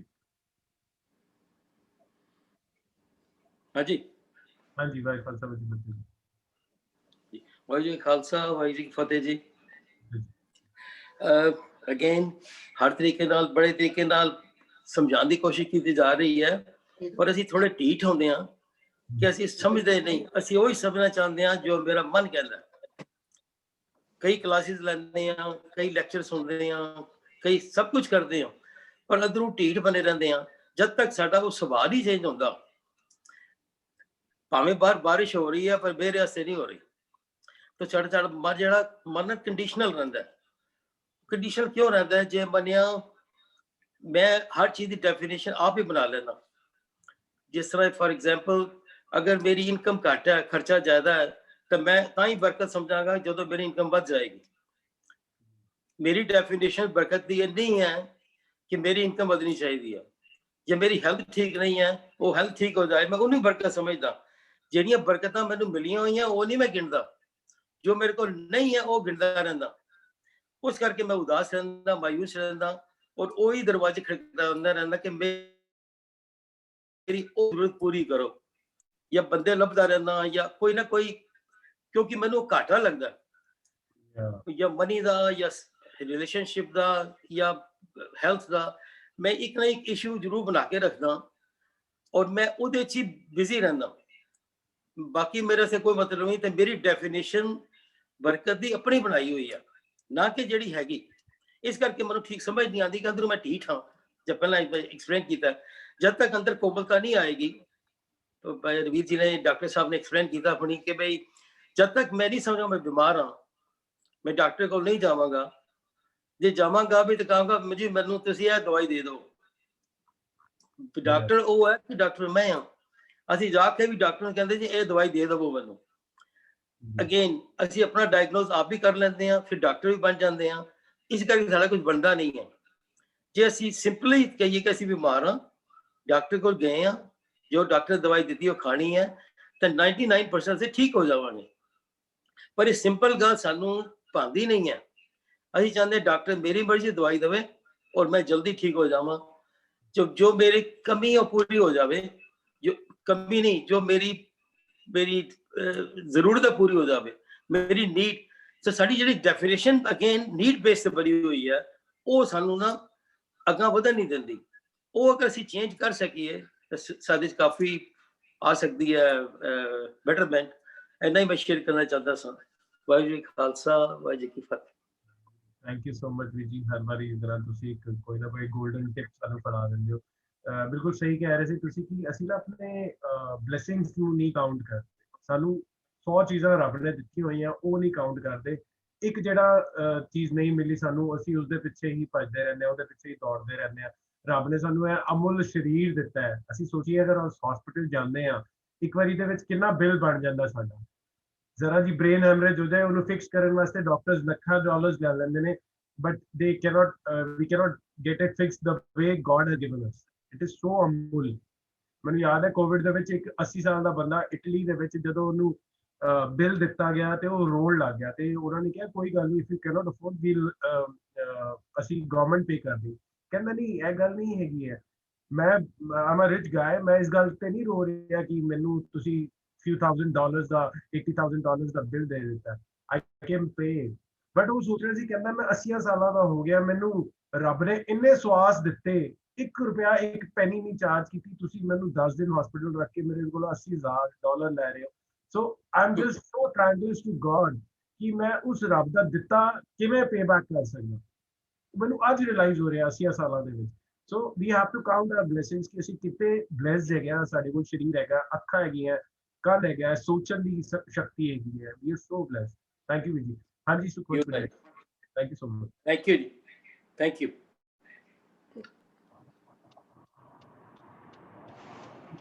Hello, ਹਾਂਜੀ, ਖਾਲਸਾ ਵਾਹਿਗੁਰੂ ਜੀ ਕੀ ਫਤਿਹ। ਮੇਰੀ ਆਵਾਜ਼ ਆ ਰਹੀ ਹੈ ਠੀਕ? ਜੀ ਜੀ ਬਿਲਕੁਲ ਕਲੀਅਰ। ਹਾਂਜੀ, ਸਾਰਿਆਂ ਨੇ ਪੁਆਇੰਟਸ ਬੜੇ ਅੱਛੇ ਸ਼ੇਅਰ ਕੀਤੇ ਨੇ, ਤੇ ਮੇਰੇ ਕੋਲ ਇੱਕ ਛੋਟਾ ਜਿਹਾ ਜੋਕ ਹੈਗਾ। ਉਹ ਕੀ ਸੀਗਾ ਕਿ ਕਿਸੇ ਨੇ ਪੁੱਛਿਆ ਕਿ ਬਈ ਕਈ ਕਹਿੰਦੇ ਨੇ ਕਿ ਪੈਸਾ ਆਏਗਾ ਤਾਂ ਹੈਪੀਨੈਸ ਆਏਗੀ, ਤੇ ਉਹ ਕਹਿੰਦੇ ਕਿ ਪੈਸਾ ਆਪਣੀ ਜਗ੍ਹਾ ਜ਼ਰੂਰੀ ਹੈ, ਔਰ ਹੈਪੀਨੈਸ ਜਿਹੜੀ ਹੈ ਉਹ ਮੇਰੇ ਅੰਦਰੋਂ ਆਣੀ ਹੈਗੀ ਹੈ। ਤਾਂ ਇੱਕ ਅੱਜ ਕੱਲ ਗੁਜਰਾਤੀ ਔਰ ਮਾਰਵਾੜੀਆਂ ਦੇ ਉੱਪਰ ਸੀਗਾ ਕਿ ਵੀ ਗੁਜਰਾਤੀ ਲੋਕ ਜਿਹੜੇ ਨੇ ਇਹ ਮਨੀ ਵੀ ਕਮਾਉਂਦੇ ਨੇ, ਪਰ ਨਾਲ ਆਪਣੇ ਸਮਾਜ ਵਿੱਚ ਹੈਲਪ ਵੀ ਬਹੁਤ ਕਰਦੇ ਨੇ। ਤੇ ਜਿਹੜੇ ਮਾਰਵਾੜੀ ਨੇ ਉਹ ਵੀ ਪੈਸਾ ਕਮਾਉਂਦੇ ਨੇ, ਪਰ ਹੈਲਪ ਵੀ ਕਰਦੇ ਨੇ, ਪਰ ਜ਼ਿਆਦਾਤਰ ਉਹਨਾਂ ਨੂੰ ਹੁੰਦਾ ਹੈ ਕਿ ਵੀ ਅਸੀਂ ਕਿਸੇ ਤਰੀਕੇ ਨਾਲ ਪੈਸਾ ਜ਼ਿਆਦਾ ਤੋਂ ਜ਼ਿਆਦਾ ਕਮਾ ਲਈਏ। ਤਾਂ ਉਹ ਇੱਕ ਮੁੰਡਾ ਜਿਹੜਾ ਸੀ ਗੁਜਰਾਤੀ, ਉਹ ਚੰਗਾ ਪੜ੍ਹ ਲਿਖ ਕੇ ਤੇ ਉਹ ਡਾਕਟਰ ਬਣ ਗਿਆ, ਤੇ ਉਹਨੇ ਸੋਚਿਆ ਕਿ ਚਲੋ ਮੈਂ ਦੁਨੀਆ ਦਾ ਭਲਾ ਕਰਨਾ ਹੈ, ਮੈਂ ਆਪਣਾ ਕਲੀਨਿਕ ਖੋਲਾਂਗਾ। ਤੇ ਉਹਨੇ ਆਪਣਾ ਕਲੀਨਿਕ ਖੋਲਿਆ, ਤੇ ਕਲੀਨਿਕ ਖੋਲ ਕੇ ਬਾਹਰ ਉਹਨੇ ਲਿਖ ਕੇ ਲਗਾਇਆ ਕਿ ਇੱਥੇ ਹਰ ਬਿਮਾਰੀ ਦਾ ਇਲਾਜ ਹੈਗਾ ਤੇ $20 'ਚ ਇਲਾਜ ਹੋਏਗਾ, ਪਰ ਜਿਹੜੀ ਬਿਮਾਰੀ ਦਾ ਇਲਾਜ ਅਸੀਂ ਨਹੀਂ ਕਰ ਸਕਾਂਗੇ ਉਹਦੇ ਅਸੀਂ $100 ਤੁਹਾਨੂੰ ਵਾਪਸ ਦੇ ਦਾਂਗੇ। ਤਾਂ ਉਹ ਇੱਕ ਮਾਰਵਾੜੀ ਵਕੀਲ ਸੀਗਾ, ਉਹ ਉੱਥੋਂ ਲੰਘ ਰਿਹਾ ਸੀ, ਉਹਨੇ ਬੋਰਡ ਪੜਿਆ ਤੇ ਉਹਨੇ ਕਿਹਾ ਕਿ ਚਲੋ ਫਿਰ ਤੇ ਇੱਥੇ ਤੇ ਵਧੀਆ ਕਮਾਈ ਹੋ ਸਕਦੀ ਹੈਗੀ ਹੈ। ਤਾਂ ਉਹ ਅੰਦਰ ਜਾਂਦਾ ਹੈਗਾ, ਅੰਦਰ ਜਾ ਕੇ ਕਹਿੰਦਾ ਡਾਕਟਰ ਸਾਹਿਬ ਮੇਰੀ ਨਾ ਬਿਲਕੁਲ ਜਿਹੜੀ ਖਾਣ ਪੀਣ ਦਾ ਟੇਸਟ ਬਡ ਜਿਹੜੇ ਨੇ ਮੇਰੇ ਬਿਲਕੁਲ ਖਤਮ ਹੋ ਗਏ ਨੇ। ਤੇ ਡਾਕਟਰ ਕਹਿੰਦਾ ਠੀਕ ਹੈ। ਉਹ ਆਪਣੇ ਅਸਿਸਟੈਂਟ ਨੂੰ ਕਹਿੰਦਾ ਹੈ भैया वहां से 22 नंबर बॉटल ले आओ। तो वो ले आंदा है, तो कहता है इनके मुंह में 3-4 ड्रॉप डाल दो। तो वो जिवें ड्रॉप पांदा है तो कहता है ये तो पेट्रोल है। कहता है आपके टेस्ट बड वापस आ गए हैं, तो आप जाइए। वो बड़ा परेशान होता है कि भी इन्हें मैनू मैं तो ਇਹਦੇ ਕੋਲੋਂ $100 ਲੈਣੇ ਸੀਗੇ, ਇਹਨੇ ਮੇਰਾ ਕੰਮ ਕਰ ਦਿੱਤਾ। ਕਹਿੰਦਾ ਕੋਈ ਗੱਲ ਨਹੀਂ, ਨੈਕਸਟ ਟਾਈਮ ਮੈਂ ਜ਼ਰੂਰ ਇਹਨੂੰ ਇਹਦੇ ਕੋਲੋਂ $100 ਲੈ ਕੇ ਹੀ ਜਾਣੇ ਨੇ। अगली बारी आंदा है, कहता है डॉक्टर साहब मेरी ना मेमोरी चली गई है। तो अपने असिस्टेंट नु फिर कहता है भैया वो जरा 22 नंबर वाली बॉटल ले आओ। कहता वो तो पेट्रोल वाली है, वो तो कहता आपकी मेमोरी वापस आ गई है, बस आप जाइए। बड़ा परेशान होता है कि ये की होया है, मैं ਇਹਦੇ ਕੋਲੋਂ $100 ਲੈਣੇ ਸੀਗੇ। थर्ड टाइम आंदा है, कहता डॉक्टर साहब मेरी ना आंखों से मुझे कुछ नजर नहीं आ रहा है। कहता इसका इलाज हमारे पास नहीं है, हमने जो इलाज कर सकते थे वो किए, पर कहता हाँ हमने लिख के लगाया है कि $100 वापस देंगे, तो आप $100 ले लीजिए और जाइए। तो अपने असिस्टेंट ਨੂੰ ਕਹਿੰਦਾ ਇਹਨੂੰ $100 दे दो। वो असिस्टेंट सियाना सी, उन्हें ਉਹਨੂੰ 20 ਦਾ ਨੋਟ ਦਿੱਤਾ। तो कहता आपने तो बोला था $100 मिलेंगे, ये तो 20 है। कहता आपकी आई साइट वापस आ गई है, $20 लो और निकलो यहाँ से। सो इस करके समाज ਵਿੱਚ ਅੱਛੇ ਕੰਮ ਕਰਨ ਵਾਲੇ ਜੇ ਕਰਨਾ ਚਾਹੁੰਦੇ ਨੇ ਤਾਂ ਦੂਜੇ ਲੋਕ ਉਹਨਾਂ ਨੂੰ ਕਿਸੇ ਨਾ ਕਿਸੇ ਤਰੀਕੇ ਚੀਟ ਵੀ ਕਰਨਾ ਚਾਹੁੰਦੇ ਨੇ। So that's what I just want to share कि ਸਾਡੀਆਂ ਜਿਹੜੀਆਂ ਕਾਮਾਦਿਕ ਰੁਚੀਆਂ ਨੇ ਉਹ ਮਰਦੀਆਂ ਨਹੀਂ ਹੈਗੀਆਂ, ਕਿਤੇ ਨਾ ਕਿਤੇ ਜਾਗਦੀਆਂ ਹੀ ਰਹਿੰਦੀਆਂ ਹੈਗੀਆਂ ਨੇ। ਵਾਹਿਗੁਰੂ ਜੀ ਕਾ ਖਾਲਸਾ, ਵਾਹਿਗੁਰੂ ਜੀ ਕੀ ਫਤਿਹ। ਥੈਂਕ ਯੂ ਜੀ ਸਾਨੂੰ ਹਸਾਨ ਲਈ ਤੇ ਇੱਕ ਮੈਸੇਜ ਦੇਣ ਲਈ ਕਿ ਅਸੀਂ ਕਿਵੇਂ ਸਮਾਜ ਵਿੱਚ ਅੱਛਾ ਕੰਮ ਕਰਨ ਵਾਲੀ ਲੈਗ ਪੁਲਿੰਗ ਕਰਦੇ ਹਾਂ ਤੇ ਉਹਨਾਂ ਨੂੰ ਅੱਛਾ ਕੰਮ ਨਹੀਂ ਕਰਨ ਦਿੰਦੇ ਹਾਂ। ਸੋ ਆਈ ਹੋਪ ਜਿਹੜੀ ਵੀ ਗੱਲ ਅਸੀਂ ਅੱਜ ਸਮਝ ਰਹੇ ਹਾਂ, ਅਸੀਂ ਆਪਣਾ ਉੱਚਾ ਚਰਨ ਰੱਖਣ ਬਾਰੇ, ਉਹਦੇ ਬਾਰੇ ਅਸੀਂ ਆਪਣੀ ਮਿਹਨਤ ਕਰੀਏ।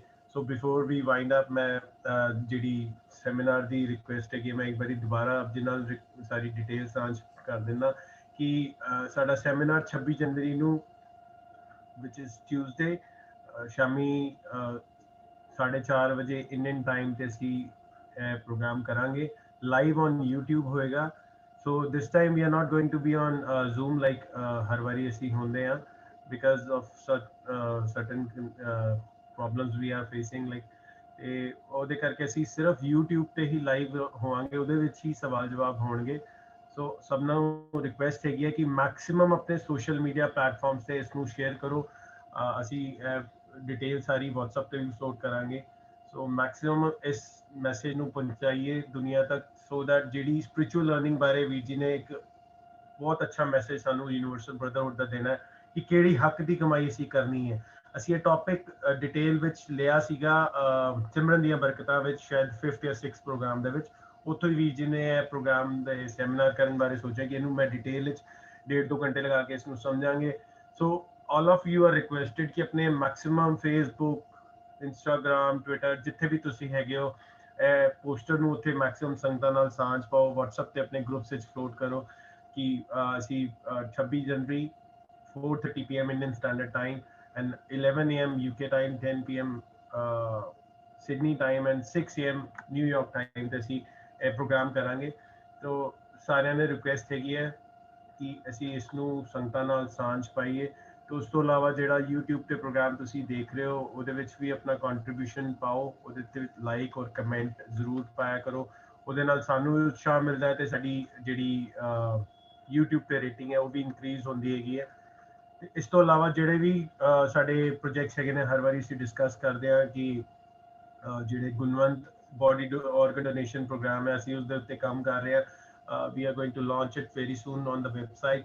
ਸਾਡਾ ਉਹ ਫਾਰਮ ਤਿਆਰ ਹੋ ਚੁੱਕਾ ਹੈ, ਉਹਦੀ ਥੋੜੀ ਜਿਹੀ ਬਸ ਪ੍ਰੋਗਰਾਮਿੰਗ ਹੋਰ ਜਿਹੜੀ ਵੀ ਟੈਕਨੀਕਲ ਕੁਆਲਿਟੀਜ਼ ਹੈਗੀਆਂ ਅਸੀਂ ਉਸ ਤੇ ਕੰਮ ਕਰ ਰਹੇ ਹਾਂ। ਉਸ ਤੋਂ ਇਲਾਵਾ ਸਾਡਾ ਐਜੂਕੇਸ਼ਨ ਪ੍ਰੋਜੈਕਟ, ਜਿਵੇਂ ਤੁਹਾਨੂੰ ਸਭ ਨੂੰ ਪਤਾ ਹੈ, ਦੁਬਾਰਾ ਸ਼ੁਰੂ ਹੋਇਆ ਹੈ। ਫਿਜ਼ੀਕਲੀ ਬੱਚੇ ਜਿਹੜੇ 10th ਤੋਂ 12th ਦੇ ਨੇ, ਉਹਨਾਂ ਦੇ ਐਗਜ਼ਾਮਸ ਆ ਰਹੇ ਨੇ ਬੋਰਡ ਦੇ, ਤੇ ਉਹ ਸਾਡੇ ਹੈਡ ਆਫਿਸ ਆ ਰਹੇ ਨੇ, maintaining the social distancing and every norms of Covid. ਉਹਨਾਂ ਨੂੰ ਅਸੀਂ ਫਿਜ਼ੀਕਲੀ ਪੜ੍ਹਾ ਰਹੇ ਹਾਂ। ਬਾਕੀਆਂ ਦੀ ਵੀ ਆਰ ਪਲੈਨਿੰਗ ਕਿ ਅਸੀਂ ਆਨਲਾਈਨ ਕਲਾਸਿਸ ਸ਼ੁਰੂ ਕਰੀਏ। ਗੁਣਵੰਤ ਅਕੈਡਮੀ ਜਿਹੜੀ ਆਨਲਾਈਨ ਅਸੀਂ ਸੋਚ ਰਹੇ, ਗੁਣਵੰਤ ਕੌਰ ਆਨਲਾਈਨ ਅਕੈਡਮੀ, ਉਹਦੇ ਬਾਰੇ ਵੀ ਸਾਰਿਆਂ ਨੇ ਸਾਂਝ ਪਾਣੀ ਹੈ। ਸਾਰੇ ਦੀ ਕੰਟਰੀਬਿਊਸ਼ਨ ਨਾਲ ਹੀ ਇਹ ਪ੍ਰੋਜੈਕਟਸ ਅੱਗੇ ਵਧਣਗੇ।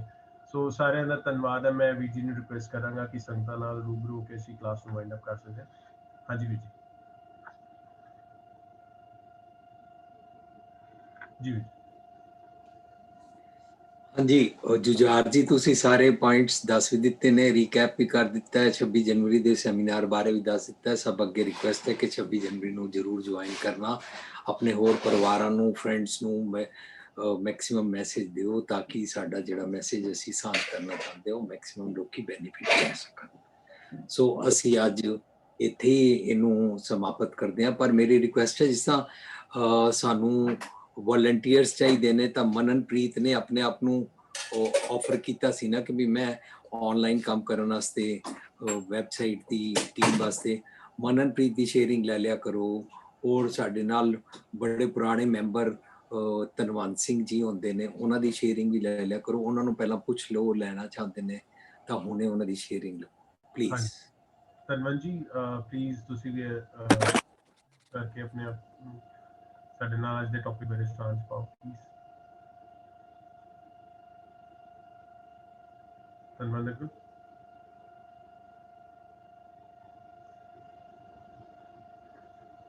I think unmute नहीं कर पा रहे Veer ji. Manan, can you unmute and share your experience? तुसी already साडे नाल एक आध मीटिंग कीती है regarding the social media. Please तुसी भी सांझ पाओ कि ਤੁਹਾਨੂੰ as a volunteer what are you feeling and whatever you have learned from the Living Treasure, if you can unmute and share please.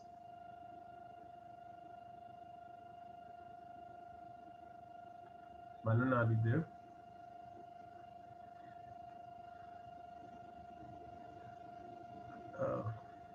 Viji, I think they are not able to unmute, so we can just ਸਾਡਾ ਸਮਾਂ ਹੋ ਗਿਆ ਹੈ, ਅਸੀਂ ਫਤਿਹ ਦੀ ਸਾਂਝ ਪਾ ਸਕਦੇ ਹਾਂ। ਜੀ ਮੈਂ ਇਹ ਬੇਨਤੀ ਕਰਨਾ ਚਾਹੁੰਦਾ ਕਿ ਜਦੋਂ ਅਸੀਂ ਟੌਪਿਕ ਡਿਸਕਸ ਕਰ ਰਹੇ ਹਾਂ ਤਪਦਾ ਪਰਉਪਕਾਰ ਨੂੰ, ਤਤਪਰ ਰਹਿਣਾ, ਹਮੇਸ਼ਾ ਦੂਜਿਆਂ ਦੇ ਭਲੇ ਵਾਸਤੇ, ਆਪਣੇ ਅਮਲੀ ਜੀਵਨ ਤੇ ਜ਼ੋਰ ਦੇਣਾ, ਨੇਕੀ ਕਰਕੇ ਫਲ ਦੀ ਇੱਛਾ ਨਾ ਕਰਨੀ, ਆਪਣੀਆਂ ਡਿਜ਼ਾਇਰਸ ਨੂੰ ਕਾਬੂ ਕਰਕੇ ਆਪਣੇ ਆਪ ਨੂੰ ਸੰਤੋਖੀ ਬਣਾਉਣਾ, ਇਹ ਸਾਰੇ ਜਿਤਨੇ ਪੁਆਇੰਟਸ ਨੇ ਸਾਨੂੰ ਇਹ ਸਿਖਾਉਂਦੇ ਨੇ ਅਸੀਂ ਦੂਜਿਆਂ ਦੇ ਭਲੇ ਵਾਸਤੇ ਆਪਣੀ ਜੀਵਨ ਜਾਂਚ ਬਣਾਉਣੀ ਹੈ।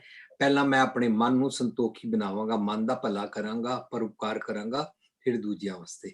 ਇਹਦਾ ਮਤਲਬ ਅਸੀਂ ਲਿਵਿੰਗ ਟ੍ਰੈਜਰੀ 'ਚ ਕੋਸ਼ਿਸ਼ ਕਰਦੇ ਹਾਂ ਕਿ ਅਸੀਂ ਸਮਾਜ ਦੇ, ਦੁਨੀਆ ਦੇ ਭਲੇ ਵਾਸਤੇ ਬਿਨਾਂ ਵਿਤਕਰੇ ਤੋਂ ਕਿਵੇਂ ਕੰਮ ਕਰੀਏ। ਸੋ ਜੋ ਕੋਈ ਵੀ ਆਪਣੇ ਵੱਲੋਂ ਇਹ ਕੰਮ ਕਰਨਾ ਚਾਹੁੰਦਾ ਹੈ ਉਹ ਤਨ ਕਰਕੇ, ਮਨ ਕਰਕੇ, ਧਨ ਕਰਕੇ, ਆਪਣੇ ਵੱਲੋਂ ਸਿਰਫ ਖਿਆਲਾਂ ਨਾਲ ਵੀ ਸਾਡੇ ਨਾਲ ਸਾਂਝ ਕਰੇਗਾ ਤੇ ਉਹਦਾ ਧੰਨਵਾਦ ਹੈ। ਸੋ ਤੁਸੀਂ ਕਿਸੇ ਵੀ ਤਰੀਕੇ ਨਾਲ ਵਲੰਟੀਅਰ ਕਰ ਸਕਦੇ ਹੋ, ਸਾਨੂੰ ਸਾਂਝ ਕਰੋ, ਕਿਉਂਕਿ ਅਸੀਂ ਸਮਾਜ ਦਾ ਭਲਾ ਦੇ ਕੰਮ ਕਰਨ ਵਾਸਤੇ ਆਪਣੇ ਆਪ ਨੂੰ ਸਮਰਪਿਤ ਕਰਨਾ ਚਾਹੁੰਦੇ ਹਾਂ। ਵਾਹਿਗੁਰੂ ਜੀ ਕਾ ਖਾਲਸਾ, ਵਾਹਿਗੁਰੂ ਜੀ ਕੀ ਫਤਿਹ। ਨਮਸਕਾਰ, ਖੁਦਾ ਹਾਫਿਜ਼, good evening, good morning, thank thank you so much. So ਅਸੀਂ ਮੰਗਲਵਾਰ ਸੈਮੀਨਾਰ ਦੇ ਵਿੱਚ ਮਿਲਾਂਗੇ ਆਪ ਸਭ ਨਾਲ। ਸੋ ਉਸ ਤੋਂ ਬਾਅਦ ਅਸੀਂ ਨੈਕਸਟ ਵੀਕ ਸੈਟਰਡੇ ਨੂੰ ਜ਼ਰੂਰ 6 to 8 PM ਮਿਲ ਜੂ। Thank you so much for joining in. ਬੋਲਿਆ ਕੁਝ ਵੀ ਵੱਧ ਕਰ ਬੋਲ ਗਿਆ ਤੇ ਖਿਮਾ ਦੀ ਜਾਚਕਾ। ਵਾਹਿਗੁਰੂ ਜੀ ਦਾ ਖਾਲਸਾ, ਵਾਹਿਗੁਰੂ ਜੀ ਕੀ ਫਤਿਹ।